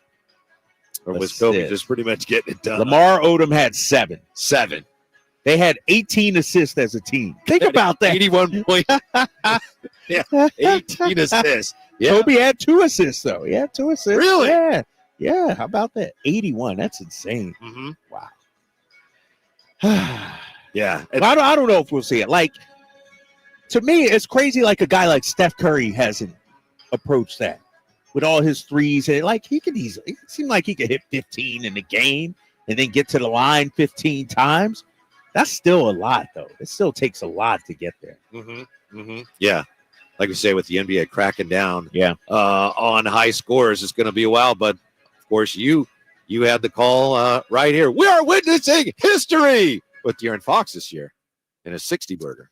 You know what's interesting about that? My parents, my mom and dad, the Kings offered a commemorative ticket. I don't know if you saw some of the ads, a commemorative ticket from that game. And so my parents were here that night and my 2 kids. And so my mom ordered these commemorative tickets and they just came yesterday and we just unboxed them yesterday. Nice. And so my kids were like, oh, yeah. I was like, you guys were there, right? Oh, they're like, yeah, I remember that now. But it got the seat number and everything. Going to get De'Aaron to sign them? I thought about that, actually. Because you could take them out. I think I will, actually. Yeah. Did he ever give you any shoes yet, by the way? No, it seemed like everybody and their mom got shoes, man. I'm looking at security guys rocking the shoes, ushers. I'm like, damn. Yeah. Ball boys. Hey, Hook your boy up. Jay, what's the deal with Peak? I know Malik just signed with. Yeah. I'm not real familiar with that brand. What can you tell us about Peak? Well, just like a lot of these Lee Nings, 360, a lot of these brands are coming over from your neck of the woods or your wife's neck of the woods, Japan and China. A lot of these companies. So that Peak definitely from over that way. They've been around for a while now. I call it about 12 years, 10, 12 years, something like that. I got something for you because I did this research for the game tonight. Jose Alvarado. Yeah. Andrew Wiggins. Yeah, he's a Peak guy. Dwight Howard, Tony Parker, Matthew Dellavedova, and Lou Williams have all signed with Peak. Yes. Oh, all right. Look at you. Look at you, Drapes. That a boy. I did the research, big fella. That's a little pregame info I'm giving you there. You won't, most people gotta wait till the game tonight to hear that. You know what I would call that? Sports people, what? I would call that a sneak peek. Can I use that? I see where you went with that. Please. Yeah. We got some NFL news to share when we come back. Also, found a list here of NFL teams that missed the playoffs. Are the Niners the most likely to bounce back next year? Maybe the second most? Maybe the third most? 49er fans might not like this list, but we have it next on Sacktown Sports. Sacramento's premier country music festival, Country in the Park, is coming back May 16th and 17th at Cal Expo with Bailey Zimmerman, Billy Currington, Cole Wetzel, Nate Smith, and more. You'll enjoy food trucks, rock walls, and a mechanical bull, line dancing, and more. Single-day GA tickets start at $52 at CITPFest.com. Country in the Park, May 16th and 17th with Hoblit Chrysler Dodge Jeep and Ram Center. Find out more at CITPFest.com. Order for Jennifer C. Is this my double shot, double cream, double froth, double pump, double whip, double sleeve? Yeah. Can you handle that much caffeine? Did you know Discover automatically doubles all the cash back you've earned at the end of your first year? Oh, really? That's great. Seriously, did you know Discover automatically doubles all the cash back you've earned at the end of your first year? Yeah, you just said that. Did you say I just said that? Yeah, I'm cutting you off. I can't have any more? Why not? You earn, we match. Discover Cashback Match. See terms at discover.com/creditcard. T-Mobile 5G home internet keeps getting better. Get our fastest connection loaded with benefits. Get T-Mobile's best home internet starting at $55 a month with auto pay and any voice line. Plus, Price Lock. We won't raise your rate on internet. Check availability at T-Mobile.com/home internet. Exclusions like taxes and fees apply. Guarantees regular monthly rate plan price of fixed wireless 5G internet data with qualifying service. After $15 bill credit with postpaid voice line plus $5 a month without auto pay with debit or bank account. Regulatory fees included for qualifying accounts. $35 connection charge applies. Speeds vary due to factors affecting cellular networks. At Fisher Investments, we may seem like other money managers, but we're different. Are you really that different than the rest of us? We are. As a fiduciary, we always focus on what's best for our clients. What services do you offer besides investing? We have a team of specialists in financial planning, estate planning, and more. Your clients rely on you for all that? Yes, we ensure clients receive unparalleled service at every step of the relationship. Okay, but you still sell commission-based products, right? No, because we believe that's a conflict of interest. We prioritize service over sales goals. So then how do your fees work? We have a simple and transparent fee that's a percentage of our clients' portfolios. So we do better when our clients do better. Wow, we're more different than I thought. At Fisher Investments, we're clearly different.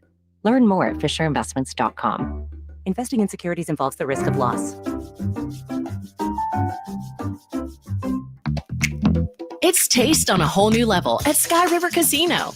With 18 elevated restaurants, bars, and lounge destinations that include SR Prime Steakhouse, 32 Brews, Dragon Boat, and The Market.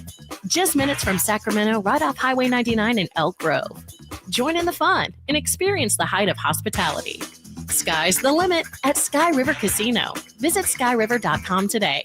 Gambling problem? Call 1-800-GAMBLER.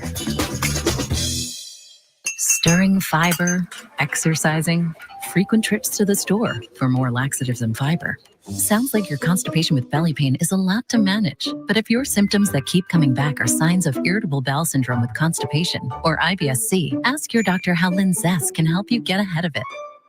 Linzess linaclotide is a prescription medicine that treats IBS-C in adults. It's not a laxative. It's a once-daily pill that helps you get ahead of your symptoms. It's proven to help you have more frequent and complete bowel movements and helps relieve overall abdominal symptoms, belly pain, discomfort, and bloating. These symptoms were studied in combination, not individually. Do not give Linzess to children less than 2. It may harm them. Do not take Linzess if you have a bowel blockage. Get immediate help if you develop unusual or severe stomach pain, especially with bloody or black stools. The most common side effect is diarrhea, sometimes severe. If it's severe, stop taking Linzess and call your doctor right away. Other side effects include gas, stomach area pain, and swelling. Learn more at linzess.com or call 1-800-LINZESS.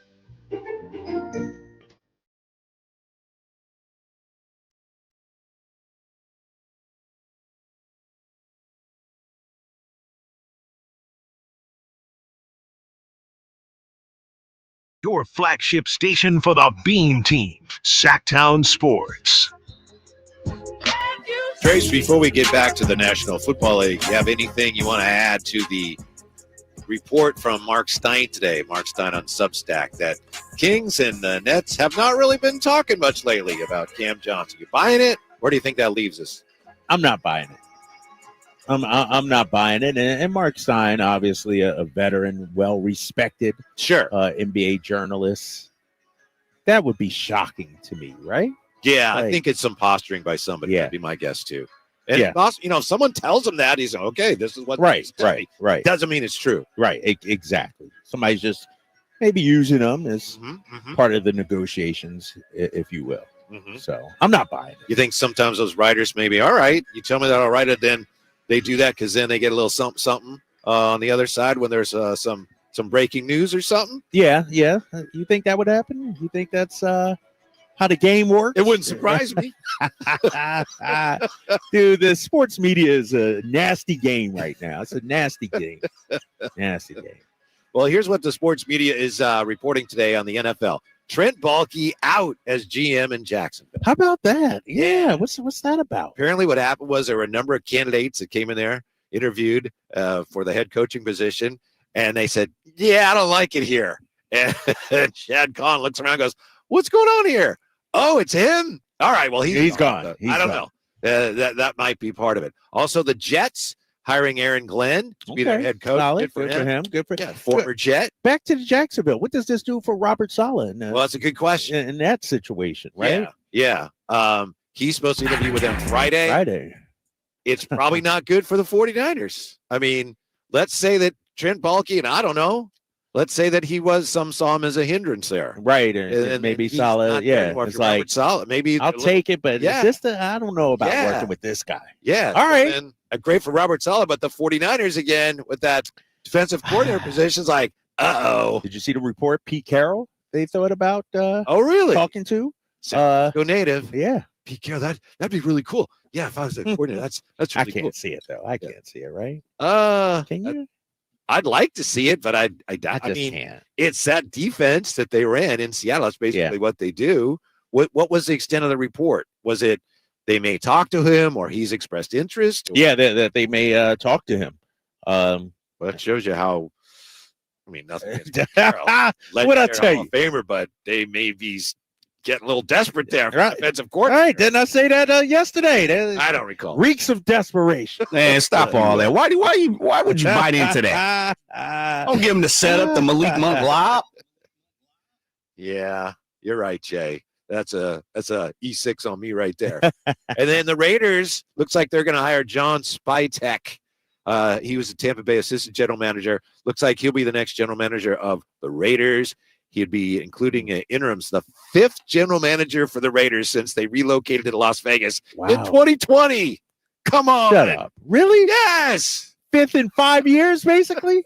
Jeez. Talk about a dumpster fire of an organization. That's all right. Man. Tom's running the show now. Right. Tom Brady's there. He's cleaning house, making the hires and everything like that. Yeah. Wow. They botched it too.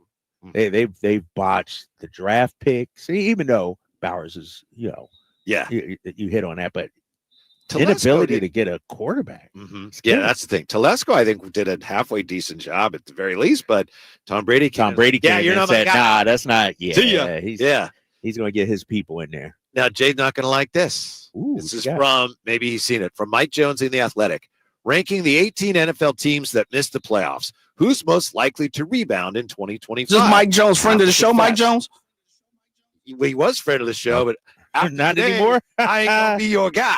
When we get off I the assumed song, I ain't going to be your guy. Exactly. I figured, well, the 49ers will be at the top of that list, right? So we're ranking all the non-playoff teams from most likely to rebound in 2025 to least likely. Number 1, most likely to rebound, Cincinnati Bengals.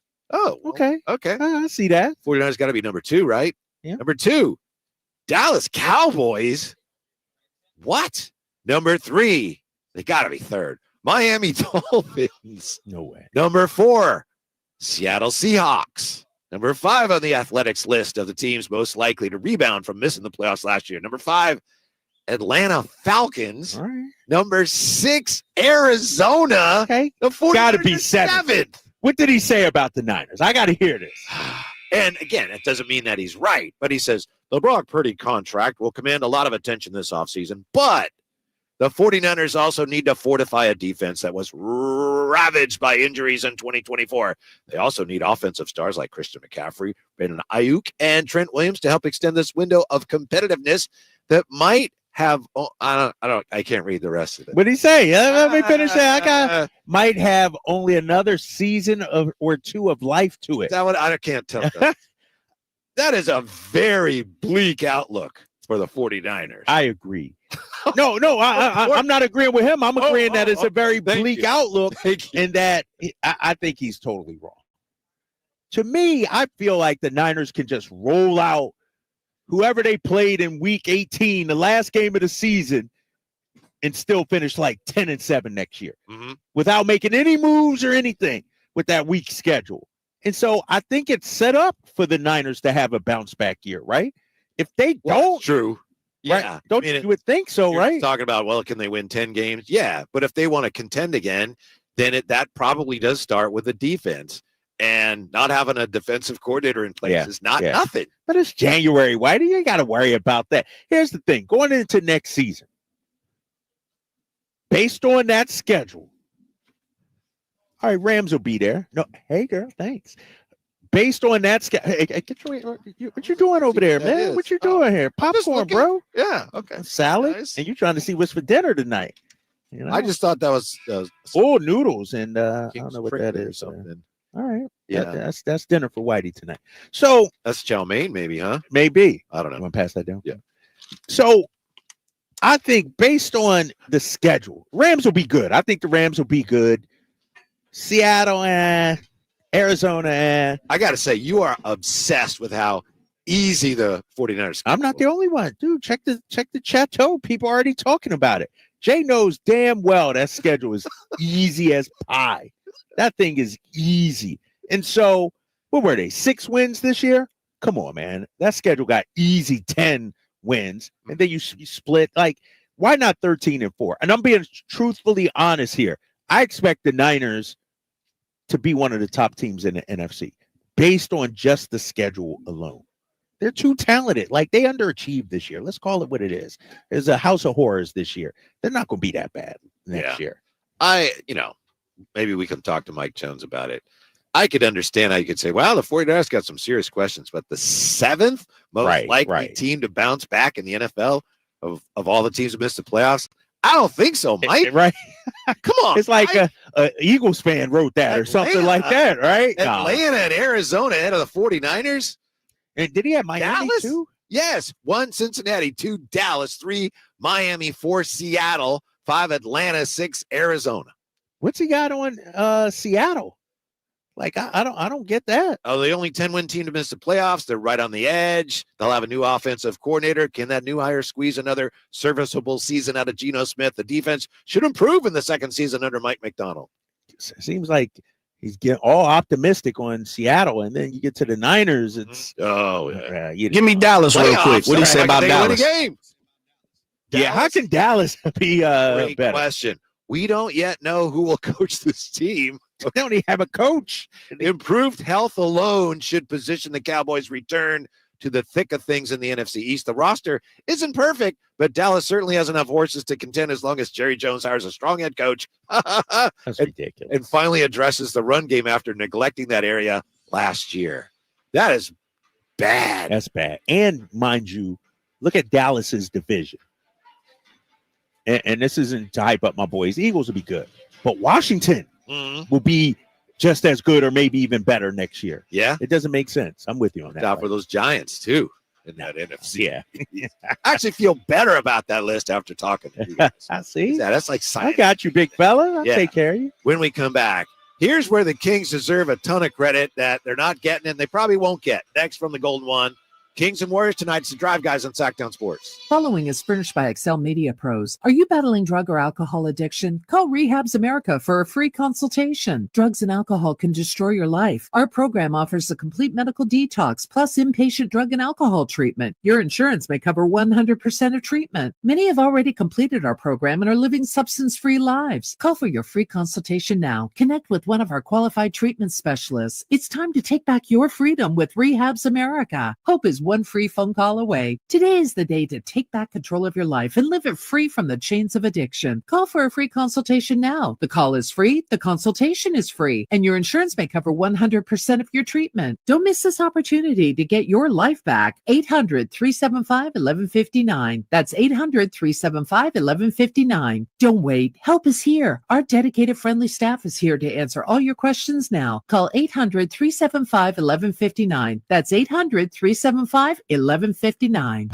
When you take the time to shop at Folsom Lake Honda, there's one thing you'll always find: happy people ready to serve you. As a family-owned and operated dealership since 2009, customer service is our #1 priority. Our customers love doing business with us, and you will too. Get an instant cash offer for your trade at FolsomLakeHonda.com. We'll buy your car whether you buy from us or not. Folsom Lake Honda is your one-stop Honda shop. Folsom Lake Honda, yeah, your one-stop Honda shop. Hi, this is Greg Papa. Disasters hit every day. If your home, business, or building has suffered from any disaster, SunPoint Public Adjusters can help. SunPoint prepares, presents, and negotiates your claim with the insurance company, working only for you, making sure you get everything you're entitled to and letting your focus be on what's most important, your family or your business. Call SunPoint today at 888-247-7865 or contact us at sunpoint.us. SunPoint Public Adjusters, the gold standard in public adjusting. License number 2N14884.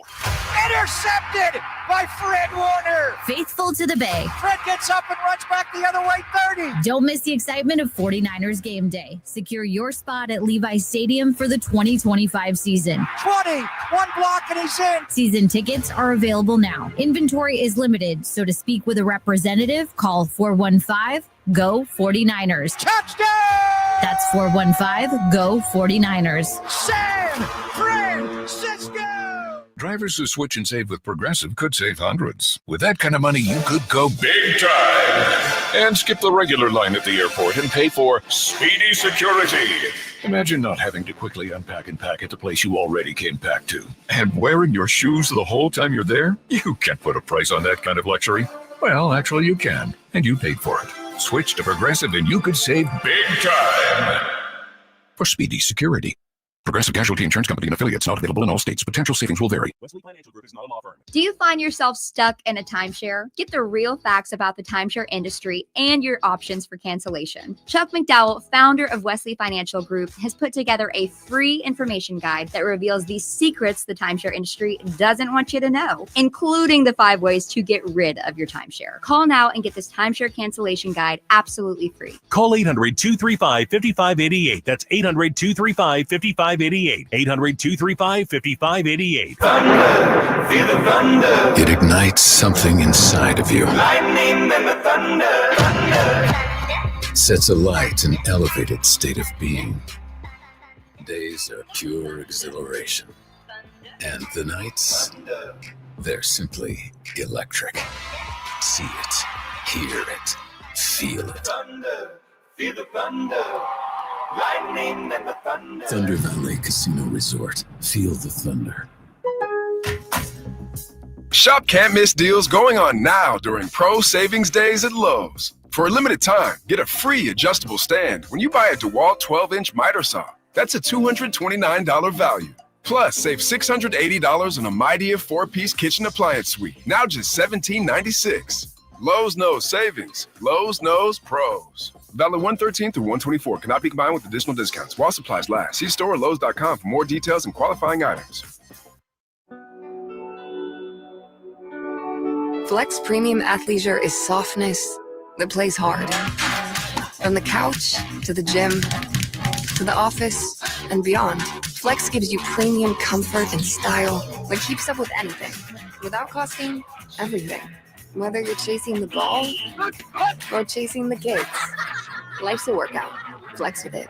Exclusively at Kohl's. Some exclusions apply. See store or Kohl's.com for details. KHD1 Sacramento, KYMX HD3 Sacramento. From the Power Business Technology Toshiba Studios. This is Sacktown Sports 1140.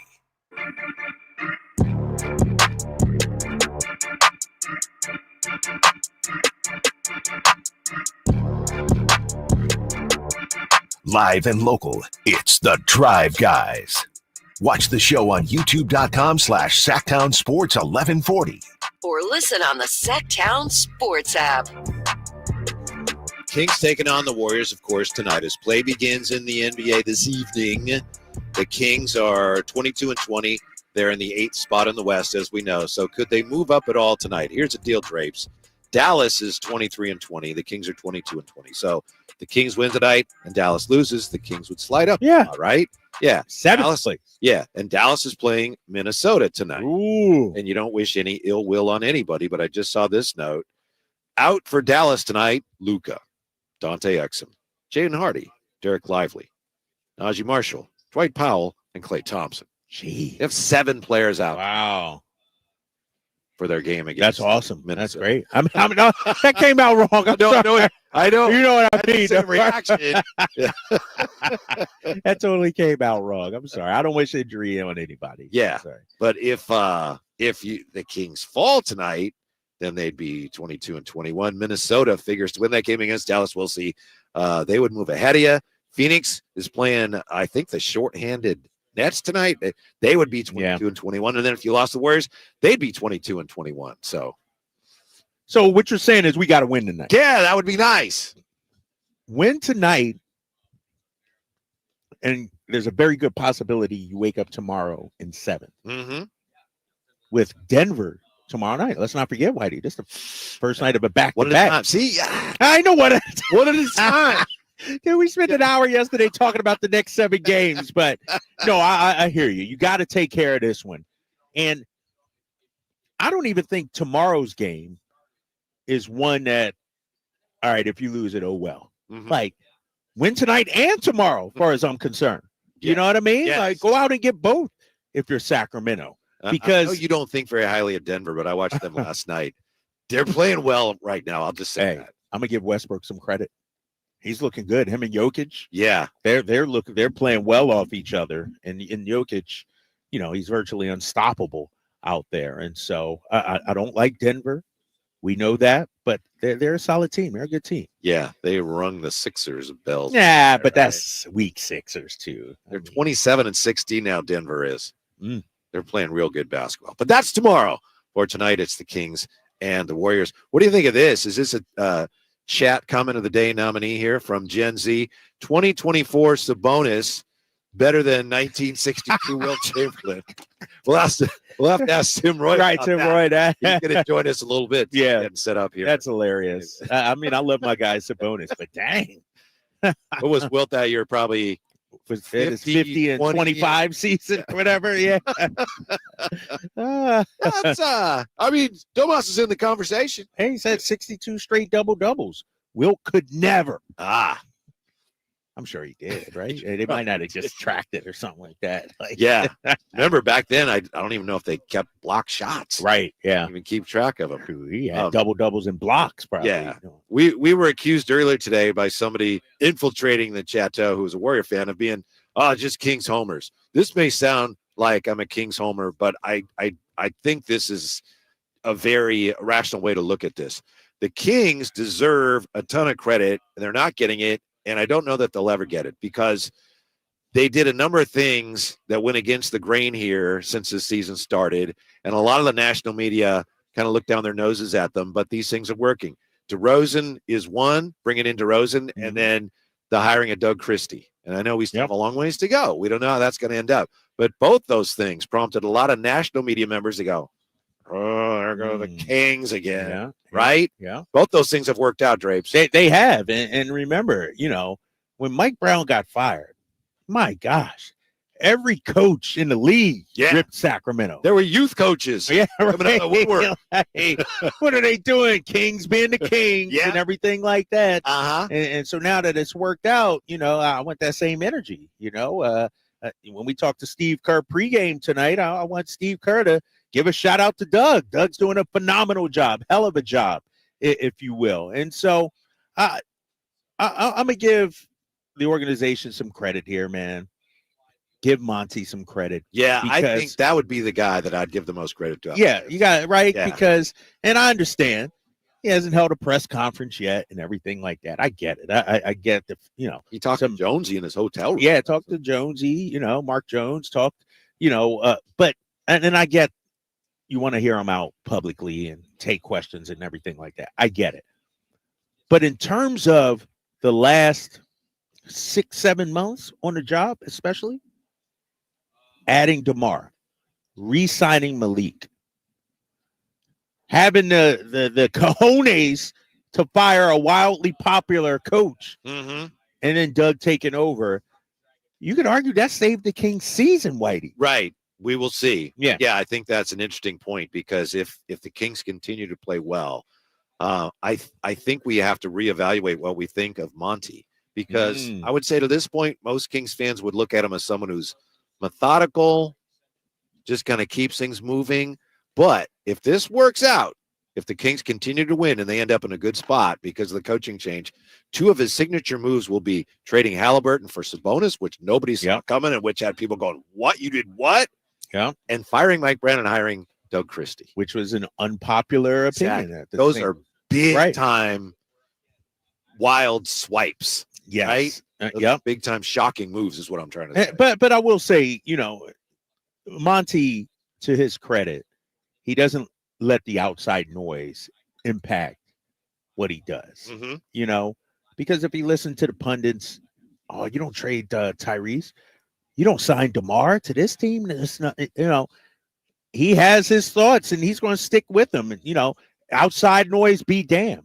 And so, do you agree with this text line comment right here from the 209? The old Kings would lose tonight. So if Doug is really the man for the job, tonight will be a W. Yeah, there's some truth in that. I mean, if they lose, that doesn't mean, oh. Right, that's what I was thinking.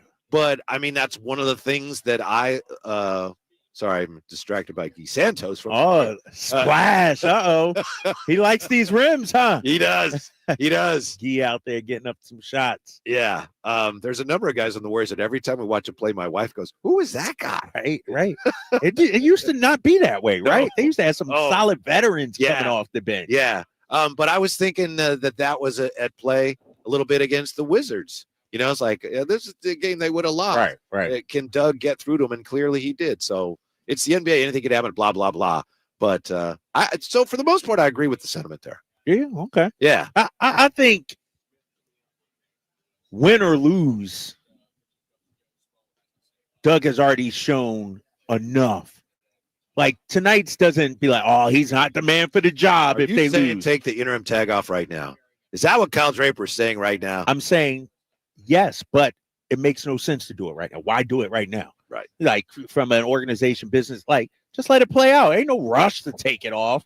But do I think what we've seen these 11 games under Doug is real and not just the new coach bounce? Yes. Yeah. I think so. I understand, why people get emotional about it and they want to see that tag removed. But it's not like Doug's going to go, "You're not going to remove the interim tag?" Then I quit.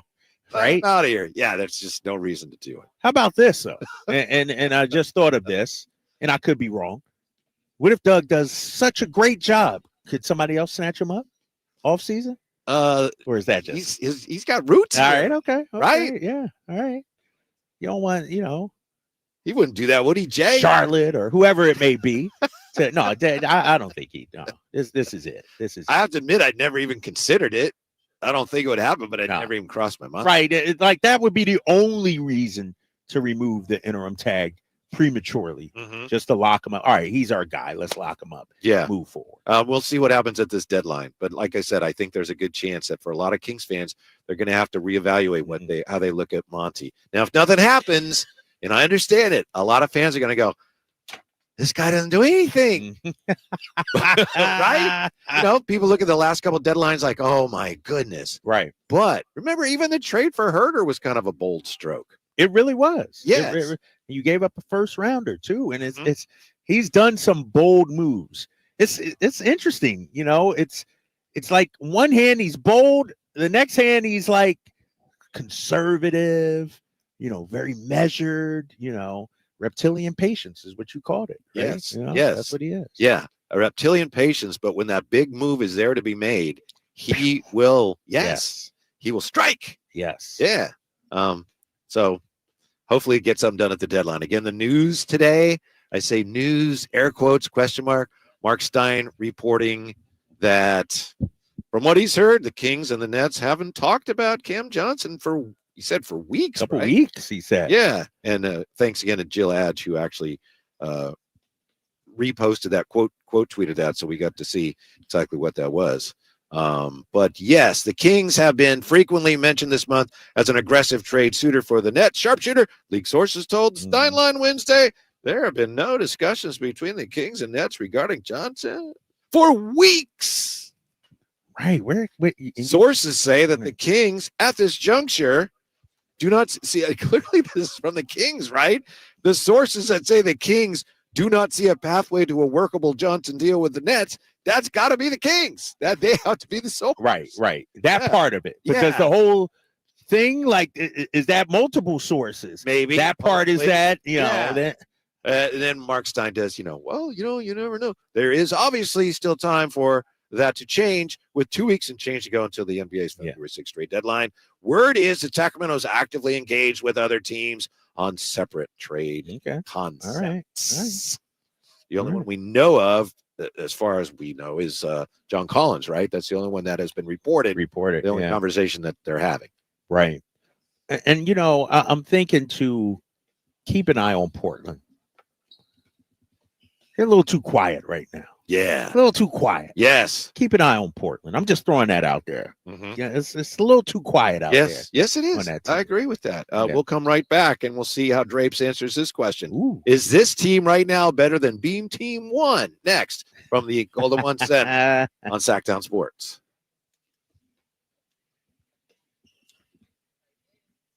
Winter can be tough on your garage doors. So are you sure yours is ready to handle the cold? Well, don't wait for your garage door to break down on a chilly morning. This February, Overhead Door Company of Sacramento is offering their Sweetheart Special, $150 off a garage door with the purchase of a new garage door opener. So don't let winter slow you down. Visit overheaddoorofsacramento.com for your free estimate. And another reason to love the great folks at Overhead Door Company of Sacramento is how consistent they've been with giving back to the community. They have served our region for 70 plus years as a family owned and operated company, and they give back as you could join them this Saturday in Elk Grove for Project Ride's 25th annual crab feed, blessing the lives of those with special needs and disabilities. You can reach them at 916-421-3747, 916-421-3747. Overhead Door Company of Sacramento, the genuine, the original overhead door. Always look for the red ribbon logo. Saving for retirement was tough enough for us. Yes, and navigating markets can be challenging at times. I understand. That's why at Fisher Investments, we take a disciplined approach with your investments. Tell us more about that. We take an active approach to money management, positioning your portfolio for opportunities we see ahead. So all your clients get the same portfolio? No, we tailor your portfolio to your individual goals and needs. What about communication? We don't like being left in the dark. We check in regularly to keep you informed on the markets and your portfolio. Which means you'll help us stay on track. Yes, our goal is your comfortable retirement. And as a fiduciary, we always put your interests first, because we do better when you do better. At Fisher Investments, we're clearly different. Learn more at FisherInvestments.com. Investing in securities involves the risk of loss. Don't miss the excitement of 49ers Game Day by securing your 2025 season tickets now. Inventory is limited, so speak with a representative. Dial 415-GO-NINERS and reserve your seats. That's 415-GO-NINERS.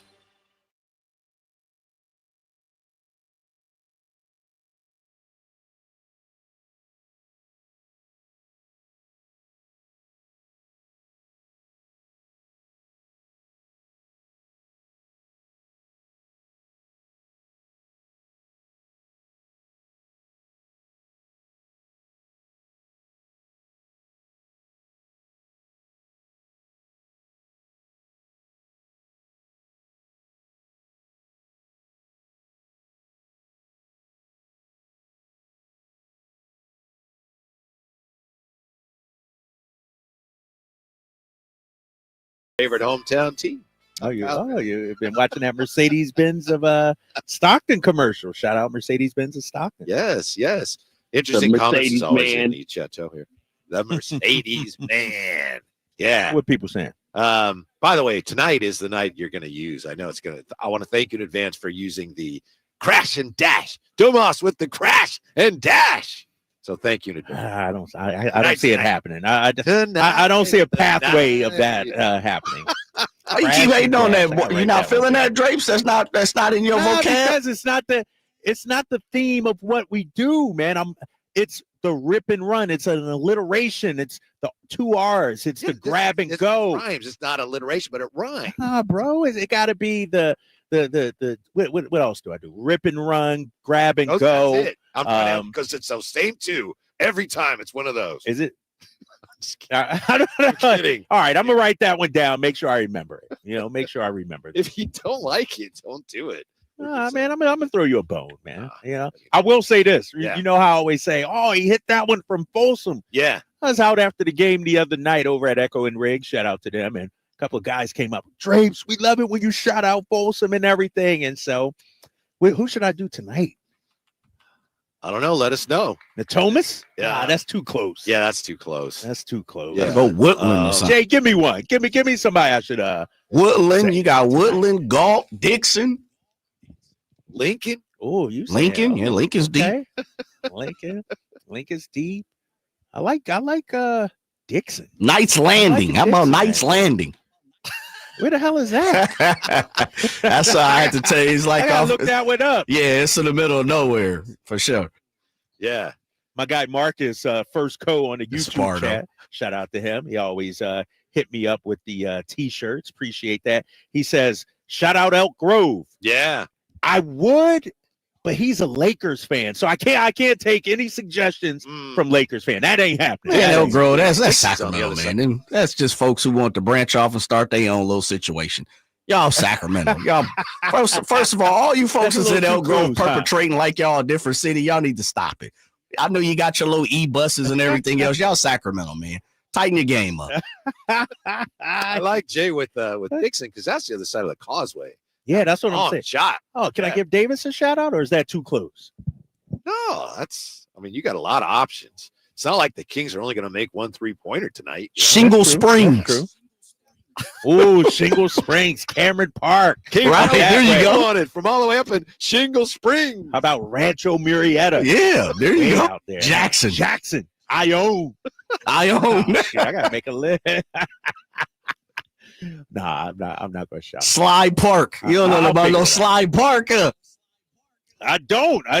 You gotta take That's me up out. to 50. That's You going gotta get towards me out. Tahoe. That's where every child that was in my generation, a millennial, we went there for 6th grade or 7th grade. You went camping there, Slide Park. Yeah. It's like Really? Yeah. Okay. Porcupine Absolutely. Cabin. Yeah. Campy says Christie would have to look at a Seattle franchise coaching position if that was available. Hey, That it's won't going to be available happen for a while. It's going to happen. What, Yeah. 3 years, 4 years, something like that. Mhm. It's going to happen. Yeah. That won't be for a while. Yeah. That's an interesting thought, though, Campy. Colton Vezzi says, as far as Monty and how fans look at him, I think it's not so much him not doing anything. It's more about seeing teams like Dallas last year make moves in the West, and it really pays off while we didn't do anything. And JT Fresh says, just because it worked for Dallas doesn't mean it always works, though. What about the other teams that made moves and it didn't work? Well, I think sometimes fans just want to see somebody try. Right, Although right. It is true, though. If you try something and it works, you're a hero. You try something and it doesn't work, what an idiot. Right, right. Yeah. But Whitey, would you agree that competitive sports, keeping up with the Joneses, that's something you want to do? You just want to try to get better. Fans want to see right. an organization that's trying to get better. Yes, I'm with you on that. And you look at the last several trade deadlines, not much has happened. Right. And so it's like, I think you said it yesterday. There's 4 ways to improve your team, right? What were those 4 ways? I was going to have you do that, man. You recited them so well. Draft, trades, free agency, and development. Yeah. In-house development. And so when I look at it, free agency, we're pretty much done. We're not going to do anything massive. Right. Because contracts and everything like that. We just don't have the money. Draft, our first round pick probably going to Atlanta. So you can't do it that way. Right, right. It's either in-house development or trades. And if you let this trade deadline go, now the rest of the season is all about development. Finding someone. Oh, the great Raymond Ritter doing those steps. So he's almost up here. Raymond Ritter. Legendary. All right, Drapes, when we think what's your question? The Warriors and the Kings, we think, of course, that first Beam team year and that great playoff series that didn't quite go the Kings' way. Is this team right now, in your opinion, this Kings team, better than Beam Team 1? Yes. Woo! Yes and yes. Wow. Yes. 100%. Here's why. And that's no guarantee that they'll Right. win They may not, games, but win usually in many games, but I'll go position by position. I think De'Aaron Fox is a better player today than he was 2 years ago. Mhm. I think Domas is a better player than he was 2 years ago. Malik Monk, better player than he was 2 years ago. DeMar DeRozan, better player than Harrison Barnes. And so I think, yes, this team is better. If we had this team 2 years ago, we might be a 50-win team. Mhm. Like I think this team is more built to sustain a nice run in the postseason, Mhm. not just first round. This is a second round to a Western Conference Final caliber team, in my opinion. Would you agree that this team, like that team, is a little bit thin as far as the depth? Yeah. What's That's why interesting? Monty has to do something. Right, he address definitely. that. Yeah. But people are dreaming about the days of Terrence Davis and Chemezi Metu. You're the one that raves about Terrence Davis. But those guys were in and out of the lineup too. Yeah. It wasn't like those guys were getting 20 minutes a night, and we sort of romance and reminisce about that. Matthew Dellavedova. Those guys were spot duty guys. And so I'm looking at this team right now. Do we need to add some depth? Yes. But our top six is definitely better this year than it was 2 years ago, in my opinion. Yeah. And I would have said, you probably would have said too, most people would have said, but 5 weeks ago, the answer Hell is no. Right. Exactly. Like Michael Malone. Hell no. Yep. Exactly. But I look at it. This team was underachieving so badly earlier this season. Like, we saw the growth in Domas. We saw growth in Malik Monk. We saw growth in Keon Ellis. But for some reason, that didn't translate to wins. You add DeMar. Like, all that, you're supposed to be a better team than what you showed. And now we're finally seeing it. Mhm. That's why I went on record. It was thinking 51, 52 wins. Because I thought, we're a much better team. And now we're finally seeing it. Where's our guy Curtis Hicks? I haven't seen him in a while, and he's the one that had. And I'm not calling him out. 57 or something. A lot, 50. Yeah, right. He was up there, right? But I haven't seen He was up great there. Curtis Hicks in a while. Yeah. We haven't seen Tim Roy in a while, but he's going to. Yeah, our guy's down there. He's ready. Where's former Kings announcer Tim Roy will join us next from the Golden One. So drive, guys, rolling on from the Golden One Center in Sacktown Sports. Sacramento weather is brought to you by the San Francisco 49ers. I'm meteorologist Heather Waldman in the KCRA3 Weather Center. Bright but cold again Thursday morning. Valley temperatures will be in the mid-30s, but afternoon highs back in the mid-60s with plenty of sunshine. Get the latest forecast on the KCRA News and the KCRA app. Hey, what's up, everybody? It's Kyle Draper from Mercedes-Benz of Stockton. I'm a huge fan of their SUVs and sedans, but they also have a huge Vans fleet center. Listen up, business owners. Now is the perfect time to take advantage of tax deductions. They have the perfect van to power your fleet, including the new fully electric e-Sprinter alongside their very reliable diesel options. And even if you aren't a business owner, let's say you just want one for personal reasons. Maybe you want to go out on the town with the fellas or with the ladies, or maybe you want to take the kids on a road trip. Well, their vans are fully customizable. So check out Mercedes-Benz of Stockton right now. You can choose from their dependable diesel models or even go all electric with the new e-Sprinter. So head on down to Mercedes-Benz of Stockton right now and check out their fleet center. Or, of course, you can go online at mbfstockton.com. That's mbfstockton.com. This is a story of the one. As a maintenance specialist for university housing, he knows college students can major in wear and tear. Plus, housing so many students doesn't leave a lot of room to house all the supplies he needs. That's where Grainger comes in. With over 1 million industrial-grade products and fast, dependable delivery, Grainger carries the quality products he needs so he doesn't have to. From a new door hinge to a whole new faucet. Call, click Grainger.com, or just stop by. Grainger, for the ones who get it done. With Progressive's Name Your Price tool, you get coverage options based on how much you want to pay for car insurance. And then you decide how to spend the rest of your money because you're in charge. And right now, you're going to pay for groceries. But you decide what groceries. Just keep in mind you're running out of dishwashing soap. But you decide if you're going to buy that soap. Just those dishes won't clean themselves, will they? Remember, with Progressive's Name Your Price tool, we'll help you find coverage at a fair price. And then you're in charge. Progressive Casualty Insurance Company and affiliates, not available in all states. Price and coverage match limited by state law. A new year means new roads to explore. Grab the keys to a new Toyota and make adventure your resolution. Shop the industry's best lineup of hybrid SUVs like the RAV4 Hybrid, Grand Highlander Hybrid, redesigned Land Cruiser, or all-new 38 MPG Toyota Crown Signia. Every new Toyota includes Toyota Care, 2 years of complimentary scheduled maintenance. Kick off your best year yet in a new Toyota.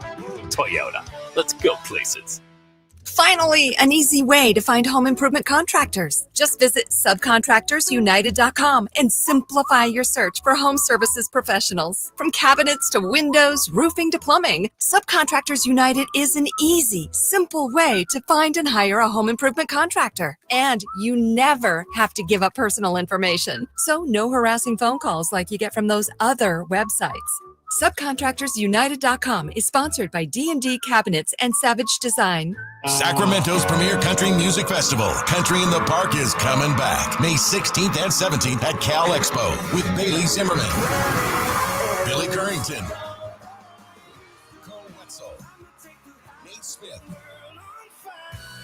and more. You'll enjoy food trucks, rock walls, and a mechanical bull, line dancing, and more. Single-day GA tickets start at $52 at CITPfest.com. Country in the Park, May 16th and 17th with Hoblit Chrysler Dodge Jeep and Ram Center. Find out more at CITPfest.com.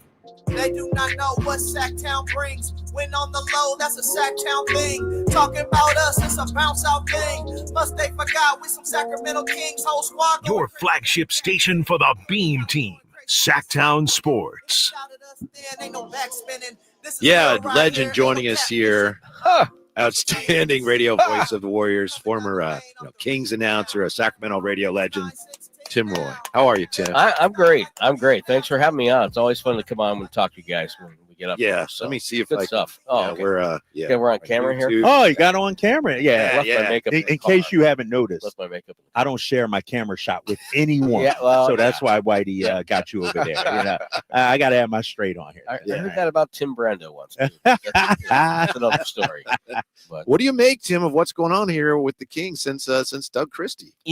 There's always a little bit of a bump when a coach gets fired or moves on and a new coach comes in because everything's fresh, everything's new. There's a better energy probably in the building right now, and I just think that they're playing a lot more free and easy from what I see, and but by just they're not as I think they're really kind of taking the doubt out of it and just playing. And I think that's been a big key because offensively they're so good that, when you have Monk, Fox, and DeRozan and Sabonis, that's a really good offensive start to a lineup. And so I think they're really good that way. And I think that they've kind of maybe the shackles a little bit have been taken off. I don't think Mike had the shackles on, but maybe there was a perception there.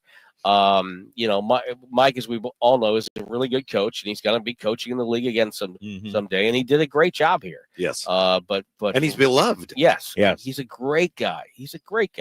And so, I just think that it kind of took some of the pressure off. There have been a lot of close losses here, and I think it kind of a relief. Like, okay, now we can just go and play and not worry about it. Voice of the Warriors, Tim Roy, joining us. Tim, saw you guys about 17 days ago or so. I'm sure you don't want to remember what happened down there at Chase Center, that 30-point beatdown. But all blur. Right? All blur. What stood out to you in that game? Like, from the Kings' standpoint, what happened in that game? I think Malik Monk basically would not be denied on the offensive end, and he was going to get penetration and create havoc from there. And I think the Warriors weren't ready for that. And I just think that the Warriors are a team right now searching for confidence. And they have it on certain nights, and they don't have it on other nights. They're a team that doesn't get a lot of easy stuff. It's kind of a jump shooting team, so they don't go to the free throw line a lot. They don't get a lot of drives, so they don't go to the free throw line a lot. They don't get to the basket and get a lot of layups. So everything they have has to be created and grinded out. And to me, their whole thing has been about their offense. Their defense is still a top 10 defense in the league. but they offensively, they create actually problems for their defense because, they're not making shots, and then all of a sudden the defense is backpedaling all the time. So offensively is where the Warriors have to get things going. What, Tim Roy with us, what has gone on this year with the former King who got off to such a great start with you guys, but has struggled of late, but he healed? Again, I think down there warming up. Down there warming up. He likes to touch the ball. He gets in there and gets his shots up. And I just think he's kind of like every, 4 or 5 other guys on the team where right now his confidence level's low. And even a shooter like Buddy goes through stretches where he's not shooting the ball well. And I think he got off to such a great start. There was really only one way for him to go, and that was down. And so I just think, and again, the fact that the Warriors aren't creating a lot on the offensive end means they're not getting the kind of space that you need your shooters to get. And I think that's kind of affected Buddy as well.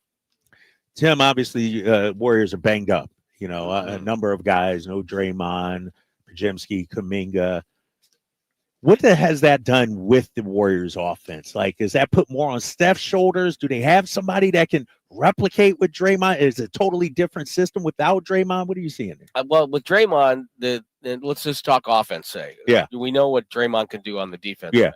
On the offensive end, the ball goes into the post and, maybe it's Waters or Looney or Moody, whoever's got it in the post, and they're looking to pass. They're looking for cutters. Yeah. Draymond's really good at that. And he's really good at seeing and reading a play, and now he's going to dribble up and give a handoff. Yeah.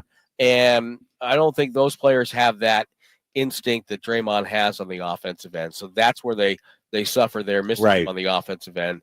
And also, up until the last, 2.5 weeks, he was actually shooting the 3 ball really well this year. Yeah. One of his best seasons so far. So they missed that part of him on the offensive end. Defensively, he's a savant defensively, and he is a battler, and he's an irritant. Other teams don't like to play him. Certain players don't like to play against him because of that. He's physical and he's talking, and he's always seems to be right in your way. So, they miss all of that with Draymond. They miss the athleticism of Kuminga. He was just, I think, starting to play some of the best basketball of his career before he went down. And, he gives them something they don't have, which is a big-time athlete who can get to the rim. And without him, they don't have a lot of that. Yeah, Tim, to me, Draymond does a great job at keeping them organized at both ends of the floor. And it's interesting because when Mike Brown came here, he asked Domas to do some things that Draymond did. There's some similarities there. But as far as Domas goes, do you think he should? Do you think he will make it to San Francisco for the All-Star, whatever that is this year, the All-Star thing? I think he's got a real chance because of the way he's playing, but it's always, so difficult in the West because there's so many bodies, so many, are you going to, deny Kevin Durant an All-Star berth, and LeBron James, and Anthony Davis, those 3 guys are probably penned in right now. Right. So to me, it's a numbers thing. And so I think, whether or not he has a chance to get there, I think will depend on who the top vote getters are going to be. I didn't see the totals. Are they out? I know the voting was over, but I think tomorrow, right? Starters are being announced on TNT. So I think that may either help or hurt him, depending on who gets voted in. And so, but there's no question he's playing at an incredibly high level, and actually, he's played at a really high level for a long time. Yeah. Hey, Tim, Steph Curry. Seems like he's bothered by some nagging injuries. What's his status in terms of how banged up do you think he is right now? Well, I think he had a knee problem there for a while. Yeah. And I think it's not necessarily the age. It's also the minutes. Because Steph and Draymond, you think about going to the finals 5 years in a row. That's an extra 20 games a year. So they've played, an extra full season. Just on the 5 year full season and change in the 5 years in a row.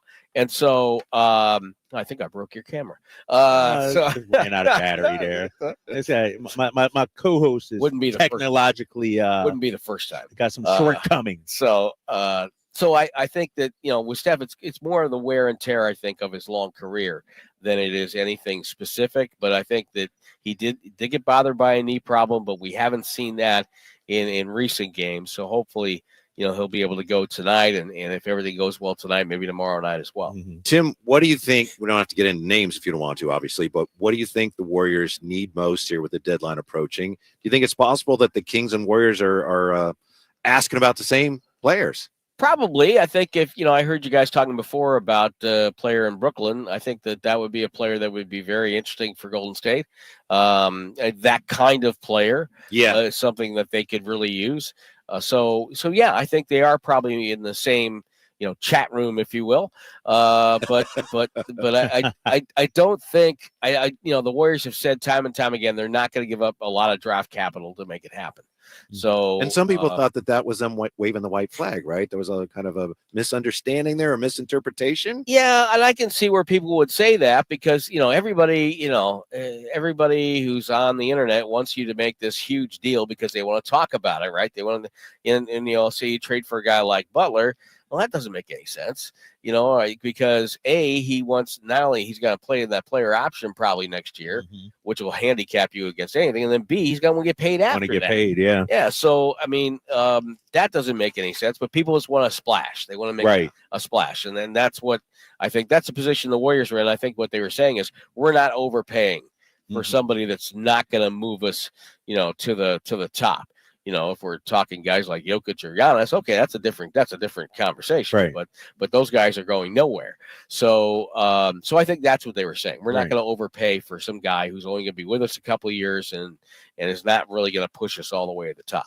How would you characterize the Schroeder trade? And is it safe to say it hasn't gone quite how they expected? I mean, you look at the numbers, they've fallen off a cliff from where he was in Brooklyn, 18 Absolutely. to about 12, 13 with you guys. What do you think? Yeah, and his shooting percentages are way down. I think he's having a little bit of an adjustment to how the Warriors play. And but the bottom line for the Warriors is that even with him not playing well, that trade's still a success because they really didn't give up anything. DeAnthony Melton, who I think was the key of the whole season. Yeah. He's phenomenal. When he got pulled out of the lineup, that's when everything started to crash a little bit. And then they gave up a couple of seconds. And Beekman, I think Beekman's got a chance to be a player at some point, like a rotation guy, maybe into the rotation guy. But so they didn't really give up a lot for it. And he's also another guy that, if they decide to do it, and I'm not saying they would, but he's a guy that you can move. I mean, he's a desirable player, and that's why he's been on so many teams because he's got good contracts and he's a good player. Tim, we'll let you go here, but we would be remiss if we didn't do this before we let you go. The Kings celebrating 40 years in Sacramento this year. Wow. Earlier, before the season started, we had a panel, people helping us put together a list of the 40 greatest Sacramento Kings of all time. I'm wondering if you could, from the times you were Where here. did Greg Kite end up? He did just on the outside, right? Yeah. 41, 42. If you, I don't know, strongest man I ever got. Really? Oh, yeah. Really? Oh, yeah. Yeah. He is a beast. Who would be Tim Roy's from your time here, top 3 to 5 Kings for whatever reason, favorites, best players, however you would want to slice it. Mitch Richmond's got to be number 1. Yep. He ended up number 2 on our list to Webb. When he was here, I would say on the air that Michael Jordan's the best off guard in the league. There's no argument about that. I said, but at number 2, Mitch Richmond's right there with anybody. I mean, he had a couple of phenomenal years up here. So Mitch would be my number 1 guy. Let's think. I really liked Brian Grant when he was a young player. Okay. He could really get after it. Going back, you gotta respect the tizzy flip down at the box. Back when people would throw the ball in the box. Women Tisdale. Just on a personal side, Spud Webb was one of my favorite guys to work with. He was really a cool dude. I liked him a lot. And let me see and get you one more. Boy, we didn't have a lot of great 5s. So my first NBA training camp with the Kings, the 3 centers were Ralph Sampson, who was trying, but he had no knees left. Yeah. Ben Guillory out of Georgetown and Jawan Oldham. Those were the 3 5s in the first Kings training camp I was here. But I guess I would have to go and maybe a guy like Lionel Simmons. L-Train, yeah. He was really good for a while there. and he's my favorite injury of all time. He didn't play. I think it was in Cleveland because he had Nintendo wrist. And so, yes, Nintendonitis. Yeah, absolutely. So, How about the 40 years of Sacramento Kings basketball?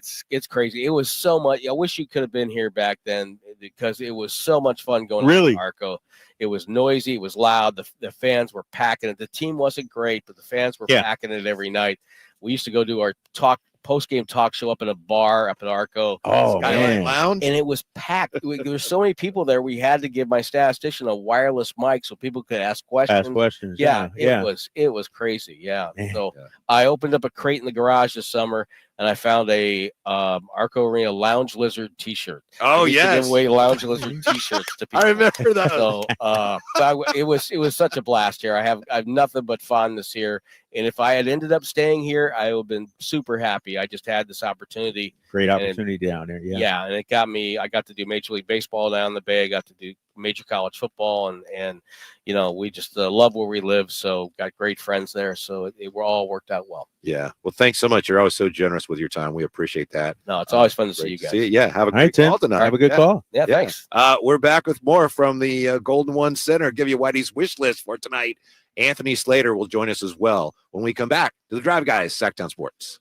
Sacramento weather is brought to you by Elk Grove Honda. I'm meteorologist Heather Waldman in the KCRA3 Weather Center. Bright but cold again Thursday morning. Valley temperatures will be in the mid-30s, but afternoon highs back in the mid-60s with plenty of sunshine. Get the latest forecast on the KCRA News and the KCRA app. Elk Grove Honda reports that Honda has earned 3 coveted 2025 Car and Driver 10 Best Awards for the 3rd year in a row, honoring Honda Civic, Accord, and CRV. We're Elk Grove Honda in the Elk Grove Auto Mall, Highway 99 at Elk Grove Boulevard. I gotta get an Elk Grove Honda.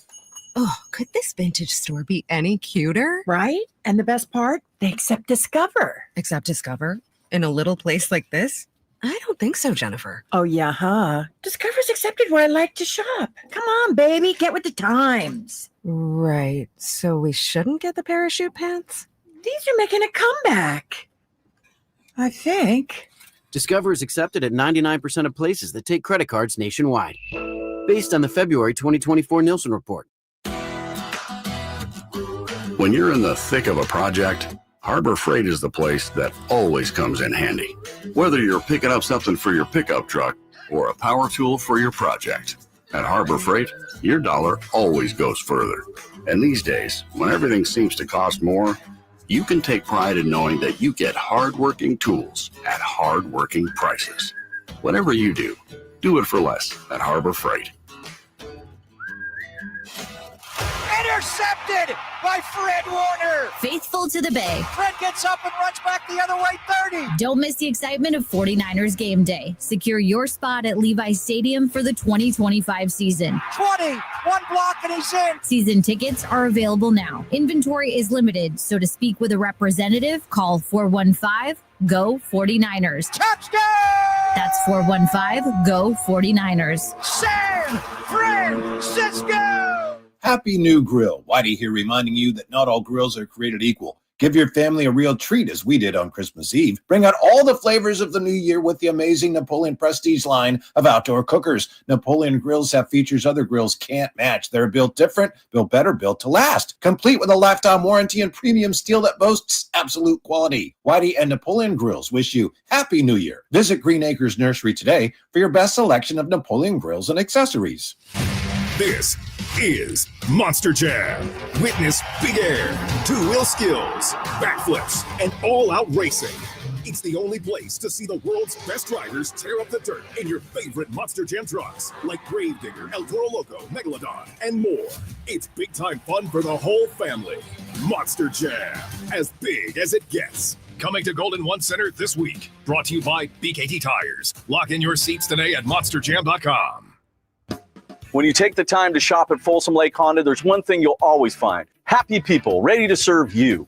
As a family-owned and operated dealership since 2009, customer service is our #1 priority. Our customers love doing business with us, and you will too. Get an instant cash offer for your trade at FolsomLakeHonda.com. We'll buy your car whether you buy from us or not. Folsom Lake Honda is your one-stop Honda shop. Folsom Lake Honda, yeah, your one-stop Honda shop.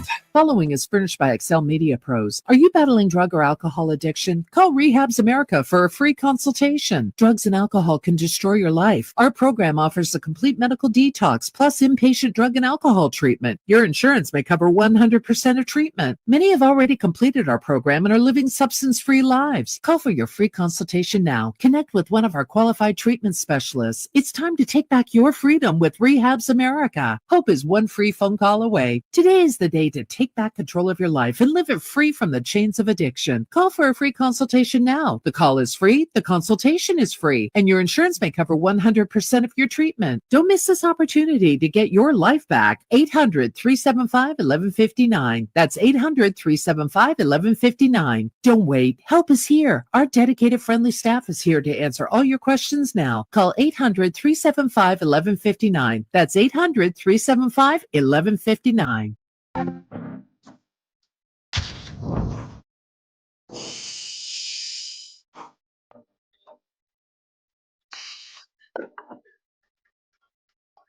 Live and local, 6 a.m. to 6 p.m. Monday through Friday. Sacktown Sports.